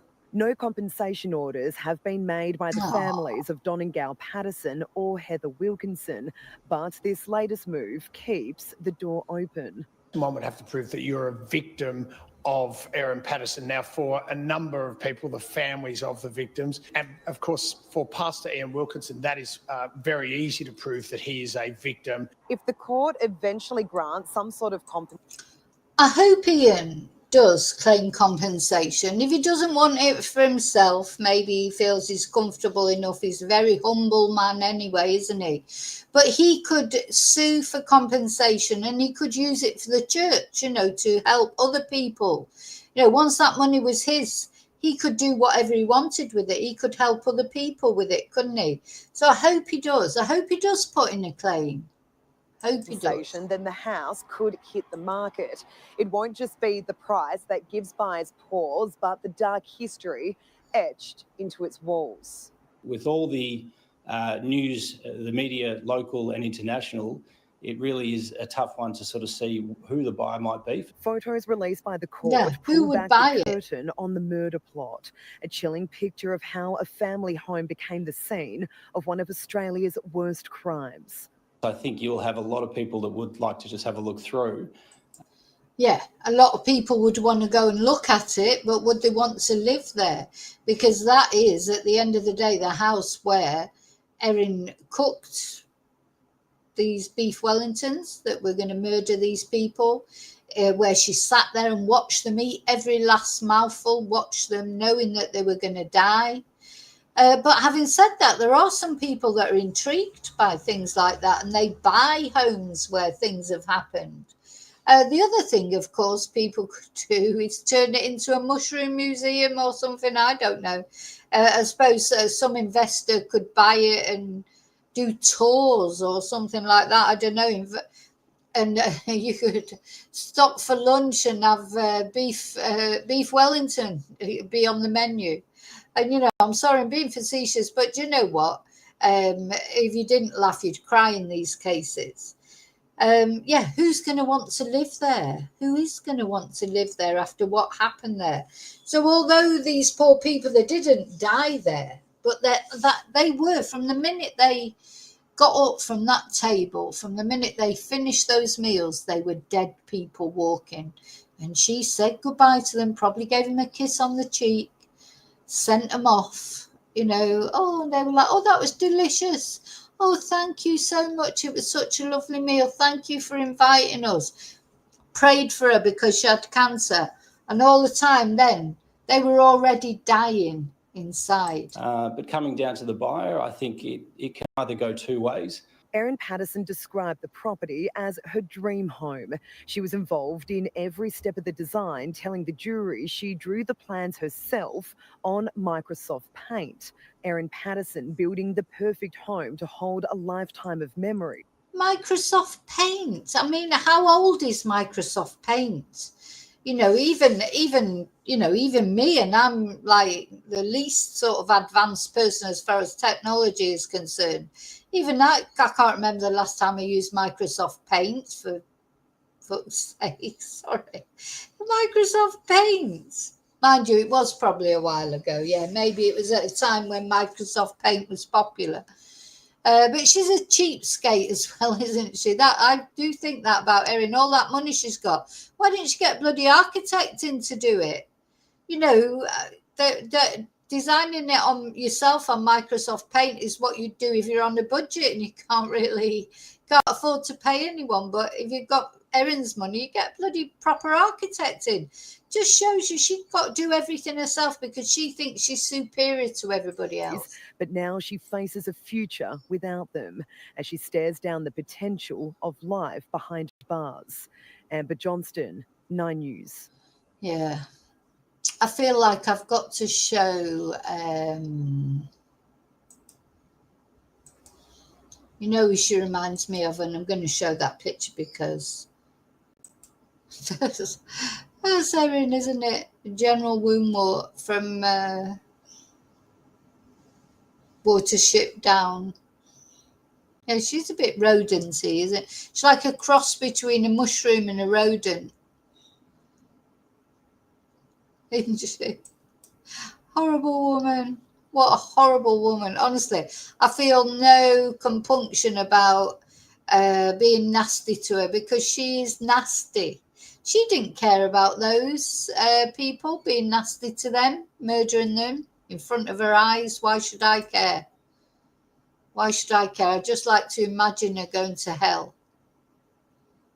Out of control. She'll hate it in prison in one way because she's out of control, unless she can use her money in there to buy herself some control. Hateful woman. I'll tell you what, as far as killers go, male or female, there's not many more worse than her, is there? Anyway, I just wanted to bring that to you. Now I have some breaking news. I have some breaking news on another case that we've been following, and I'm going to go to it in a moment. First of all, I'm going to put on my, I hope you'll have patience if you've seen it before, but I'm going to put on the information about my books, etc. Because, yeah, mustn't forget my bread and butter is as a Spanish teacher. I've written some books on learning Spanish. I'm going to put, and also there's a book out there on Amazon, like an autobiographical, can't say that word, an autobiography more or less about how I ended up living in Spain and talking about true crime. And then after these two videos, very short videos, only 6 minutes, call it an ad break, where I'm going to get a drink, have a bathroom break. I'll come back to tell you this breaking news. Hola, soy Vicky. And are you wanting to learn Spanish? Have you been trying to learn Spanish and it's just you can't put the words together? Common thing that people say to me is, I know a lot of words, but I just can't put a sentence together. So I'm here to tell you how you can learn Spanish through English. Learn how to make sentences, not phrasebook Spanish. Learn how to ask questions, answer questions. Right from beginner or whatever level you are, if you're struggling in putting it all together, there'll be a level I can offer you a solution. So I've been teaching Spanish for over 20 years to English-speaking people. And these are the books that I have written. Break the Language Barrier Level 1 for beginners. Level 2 for intermediate or sort of pre-intermediate. Level 3 intermediate. Level 4 upper intermediate. And level 5 for advanced. There's really level 5 is to practice what you've already learned. So if you've already learned a lot of Spanish, but you want some practice with translations, conversation practice, games, etc., level 5 is for you. If you know more than level 1, in other words, you know how to already speak in the present tense.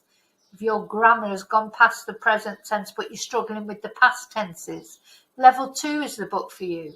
All these books are available on Amazon. Any Amazon, wherever you are in the world that you want to learn Spanish, you can order one of my books from Amazon.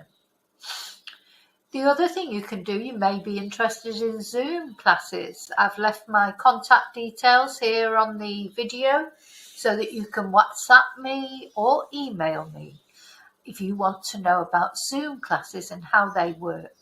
Or another way you can learn is, along with the book, have recorded classes to learn. So although we're not sort of face-to-face as we would be on a Zoom class, you can still ask me questions. You can watch the class, on the video, watch the class which goes with the book. All the books have everything is, the classes, I can either teach you face-to-face like we're talking now in Zoom classes, or if either your budget doesn't run that far or you haven't got the time for Zoom classes, we can do it as a course where you get the book and you get the actual recorded classes, and you can learn in your own time, but you can still ask me questions by email, just not in the moment because it's not an actual one-to-one class, but you'll find that is reflected in the price. So if you want more details of how you can become better at Spanish, and remember, it's always progress, not perfection that we're looking for. Perfection is impossible. Believe me, if you're going for perfection, that's not going to happen for a long time, if ever. But communication, confidence, fluidity, all those add up to be fluency, don't they? Okay, so my books offer explanations in English, step-by-step, easy-to-follow grammar, gradual build of vocabulary and conversation skills, and all the answers are included, and you always have full internet backup. In other words, you can always email me or WhatsApp me a question and I'll get back to you as soon as I can. Okay, so what are you waiting for? If you want to learn Spanish, don't hesitate. Okay. Hey, it's me, Vicky Marie. Did you ever want to know a little bit more about me and my background, how I came to become interested in true crime, how I ended up in Spain being a Spanish teacher? If you want to know a little bit about me, a little bit more about me as a person, you can find my book, Confessions of a Spanish Teacher, on any Amazon site, wherever you live in the world. And I believe that everyone has a story to tell, and this is my story. So it's the story of how I grew up in Manchester in the UK on a council estate, and very humble beginnings, and my journey through personal tragedies, disastrous romances, and triumphs to become a single mum, a Spanish teacher, and an interpreter living in Spain, and eventually a YouTuber reporting on true crime. So it details my various experiences with people and places over 20 years of teaching, over 20 years now. Ooh, where did that go? Of teaching Spanish and interpreting through the backdrop of the recession, financial uncertainty, severe flooding, and living through COVID. I hope you will find it funny, sad, amazing, silly, serious, and stranger than fiction at times.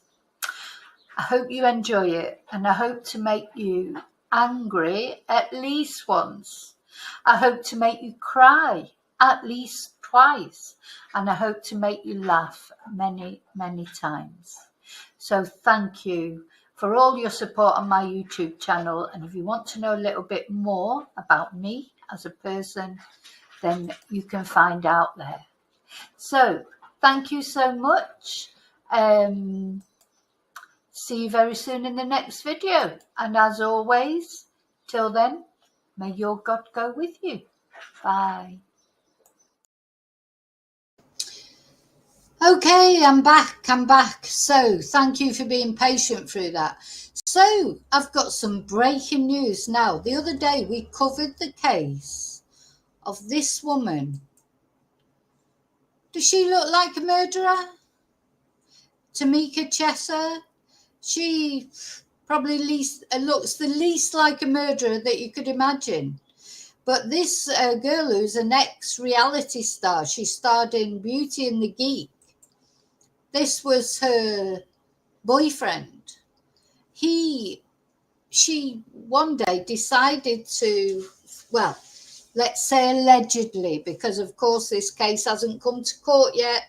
This poor guy, her boyfriend, he was allegedly attacked, murdered. This is Julian's story. And he was then decapitated. And I recently covered this case. I did a video on it. And up to then, Julian's head had not been found. Now, the breaking news is the police have found his head. Now, I know this doesn't make things better for Julian's family. They've lost Julian. Julian is deceased. But really, I don't think you can underestimate the importance of finding his head, because to be able to bury him as an entire person, not as a dismembered, but I mean, you can't even imagine how it would be for your loved one to be murdered. But you can even less imagine how it would be to have to bury part of them, because of the atrocity that this woman did to him. I mean, this just goes to show you murderers do not look like what they are. They're not like drooling monsters who come out from behind the wardrobe or whatever. This is what a murderer looks like. Now, I do think that Tamika had a lot of mental health issues.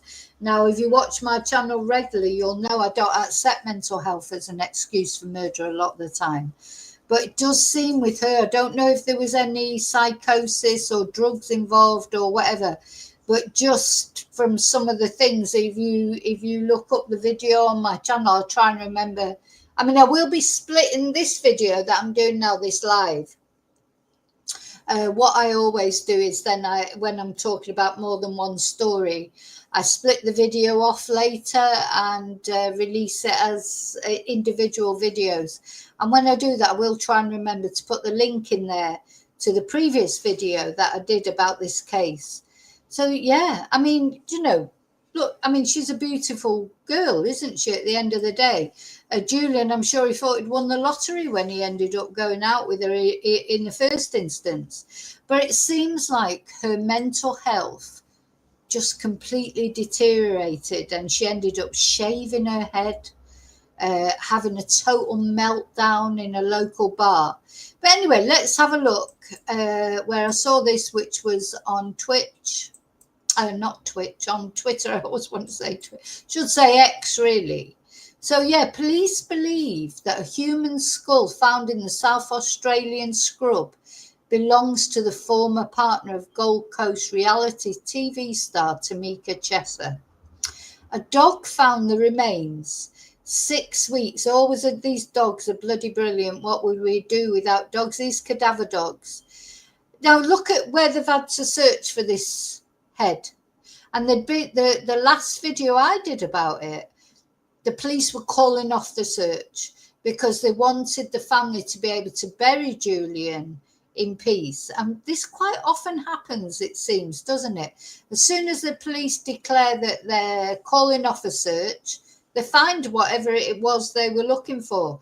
You know, I hope that happens in other cases as well. But anyway, so a dog found the remains 6 weeks after Julian's story was allegedly murdered by her. So I presume, unless she is cooperating now, maybe that's how they've ended up finding it. I don't think she cooperated in the beginning. Let's have a look at the video. Port Lincoln Scrub, the breakthrough detectives desperately needed. In Port Lincoln Scrub, the breakthrough detectives desperately needed. The remains are most likely human, and I believe that they are the remains of Julian's story. It was a dog walker who made the grim discovery this morning. One of those situations where the dog ran off into the scrub, the dog didn't come back immediately on being called. The person who was walking the dog has gone in to see what's going on, and that's how. Oh, so it sounds like it was a civilian's dog. So that happens quite often, doesn't it? So no, it wasn't a police dog. Oh my God, that poor person. I mean, it's great that Julian's head has been found. That's quite traumatic for the dog walker, isn't it, at the end of the day, to find a human head. But yeah, there you go, dog. So it'll have got a sniff of it, and I mean, it's horrible to think about. I mean, at the end of the day, Julian, he's been dead several weeks now. You know, his body, his decapitated torso was found in the home that she apparently had tried to set fire to. You know, I mean, she is definite Fruit Loop. I mean, she is a Fruit Loop. I'm not excusing what she's done. But I'm sad that she couldn't, you know, cooperate and say where she'd put his head. That is so important to his family. Anyway. At least, I mean, God, it's awful, isn't it, when something as gruesome as this is like good news. You know, it is good news, though. It is good news. And I'm glad that his head has been found. And they've known for a while that he was deceased. They've wanted to lay him to rest properly. But I think that finding the head is a massive thing. How those remains were discovered. 39-year-old Julian Story was killed 6 weeks ago, allegedly by his partner Tamika Chesser in the unit they shared. She's a former contestant of reality TV show Beauty and the Geek and is accused of dismembering Julian and disposing of his head. Julian's family have been contacted today, provided an update in relation to what has been located. In the past month and a half, a series of searches has failed to find his remains. Where the dog walker was this morning is not an area major crime police have been to. This is a crime that has rocked Port Lincoln, and investigators have always said the help they receive. So it's not an area that they'd been searching. So they weren't thinking that he was there. God, I mean, how has he ended up there? I mean, she's an absolute bitch for not telling them where his head is, you know. So, right, I'm changing my mind now. I was there was a bit of me because I felt with her, she definitely was going through some sort of mental health crisis. But now I'm pissed off with her, you know, so she couldn't even tell them where he was. And now whatever mental health crisis you're going through, you can be humane enough to then, when you've been caught out, tell the family where the head is. From the community would be invaluable. Although the human skull found will need to be sent to Adelaide for forensic testing, investigators are confident they can give his loved ones some closure. Some comfort to the family that we can get all of his remains back to them. In Port Lincoln, Lauren Rose, 7 News. I just realised I left up the picture there of the mushroom murder victims. But anyway, I'm going to find another. I think we want to talk about this a little bit more, or I do. I want to see a few more news videos about it, because it is good news. It's gruesome, but it's good news that it can be put to rest, complete.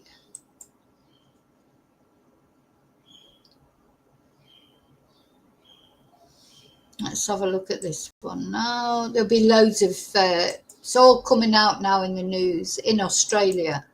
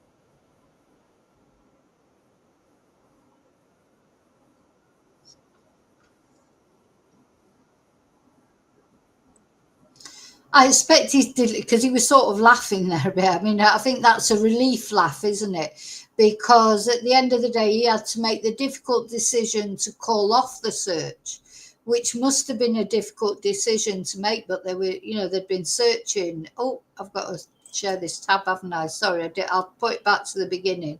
They've been searching for so long. He had to make the difficult decision to not search anymore, but that would have been a difficult decision. He's got to tell the family that as well. So no wonder he's relieved. So sorry, I wasn't sharing it before, but I'm sharing it now. And you'll see he's actually so relieved, isn't he, that policeman? A major development in the shocking case of murdered Port Lincoln man Julian Story, with his missing head finally found 6 weeks after his death. While Tamika Chesser, the former reality star accused of killing him, fronted court again today. A waterfront stretch of scrubland on the edge of Port Lincoln, the scene of a gruesome find and key breakthrough in a murder case that's gripped the community in the weeks since Julian Story's decapitated body was uncovered last month. The fact that we've found a skull and human remains in Port Lincoln, given what we've been there for the last 4 weeks, would point in a strong direction that it is him. A local walking their dog along the popular trail at Slipway Scrub, raising the alarm this morning. The dog ran off into the scrub. The dog didn't come back immediately on being called. The person who was walking the dog has gone in to see what's going on, and that's how those remains were discovered. The discovery comes more than 6 weeks after former reality TV star Tamika Chesser allegedly murdered and beheaded her boyfriend in their Port Lincoln home. Firefighters were called to the Flinders Highway unit after reports of a fire in mid-June. Crews finding the 39-year-old's body inside under a pile of clothes. Major detectives, along with local police and SES, launched a series of searches in nearby scrubland and waterways looking for the victim's missing head, but never identified the latest crime scene as an area of interest. This is on the marina side, and where the murder scene is on the other side of the township. So it's some distance away. Major crime detectives are now travelling back to the Eyre Peninsula town to search the area for further evidence and collect additional CCTV. Chesser did appear in court this morning on other charges, and while she reportedly did respond to the magistrate, detectives say they still haven't been able to speak with her and don't know when they'll be able to. I don't want to dwell on when we're going to speak to Tamika and why we can't speak to Tamika. All I will say is, at an appropriate time in this investigation, we will make arrangements speak with Tamika. But for now, some closure's finally been provided for Mr. Story's grieving family. They're hoping that this is Julian, obviously, so that they can move on, have the funeral with all of Julian's remains. They're clearly dealing with a lot, but they're happy with the information they've been given and how things are progressing. Abby Smith, 10 News. Now he's presuming it's Julian, I suppose, because there's no other heads they're currently looking for. I hope it is Julian, but it seems like it's not been confirmed forensically yet that it is Julian, but he seems confident that it is, so let's hope it is. Let's see if there's any more videos about it. Yeah. I mean, they're probably all much of a muchness, but it's always interesting. Search resumes. Right, we'll watch one more, which is, and then that's it. Might be the same one, to be honest. Oh, no, it's not.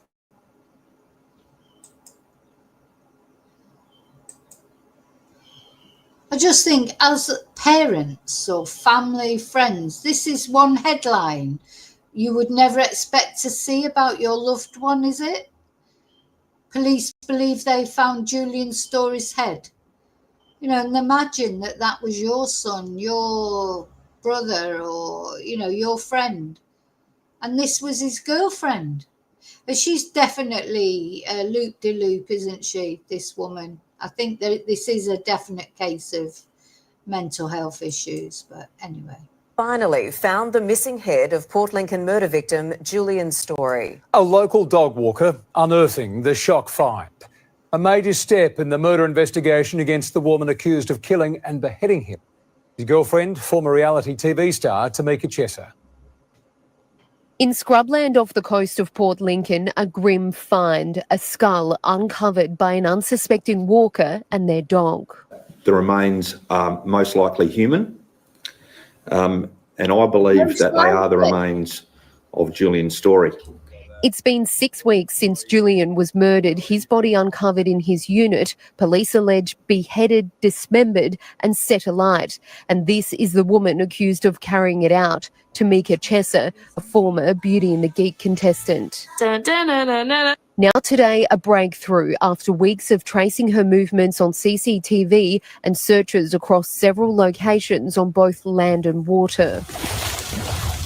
A discovery kilometres from where his body was found and somewhere police haven't searched, but now they are. A diamond marking the spot of where detectives located remnants of a small fire. Major crime once again in the quiet coastal town, searching for any more clues. So we don't know what other evidence may or may not be there, and as part of the investigation and the thoroughness of it means that we will search. We may find something, we may find nothing. Police are confident it is Julian's missing head. The skull will undergo forensic testing in Adelaide to confirm, and while a gruesome find, it's one his family have been hoping for.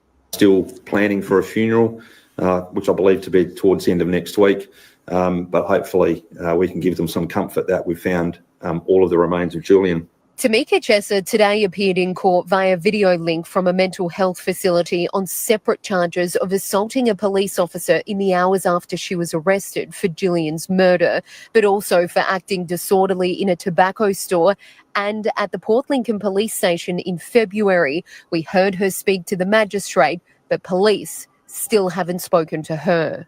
I don't want to dwell on when we're going to speak to Tamika and why we can't speak to Tamika. All I will say is, at an appropriate time in this investigation, we will make arrangements to speak with Tamika. There's no doubt this murder case has shocked this entire community. Today we saw cars streaming up this normally quiet street with people trying to catch a glimpse of the latest developments. Right now there is a police guard here at the scene, and police say they'll be back here tomorrow morning where together with the local SES they'll do a thorough search looking for any new evidence. Brenton. Kazana, a massive development. Thank you.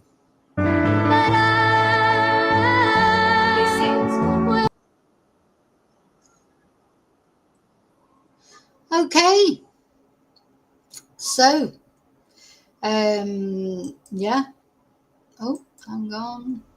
Trying to put my face back on.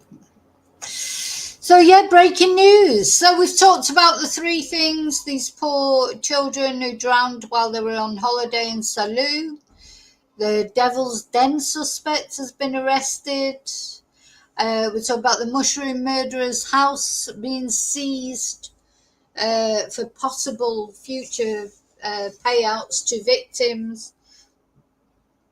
And then while I was on, that breaking news came forward that Julian Story's head finally has been found. And funny, isn't it, when you're thinking of that as good news, that head's been found is good news, but it is good news. And anyway, so as I say, we'll be cutting this video up into smaller chunks and releasing them with each individual story. So, but listen, thank you for watching. To all of you that have watched, all of you that have participated in the chat, thank you so much. Now, remember, don't forget to like and subscribe. That's completely free. Yeah, to like and subscribe and share this video. All these are free ways you can help my channel. And if you feel like going a little bit further, why not become a member? Tonight we've got the members live, exclusive members live, and I always look forward to that. I think we all look forward to that every Thursday. So thank you so much for watching. I'll see you really soon in the next video. And until then, as always, may your God go with you. Thank you.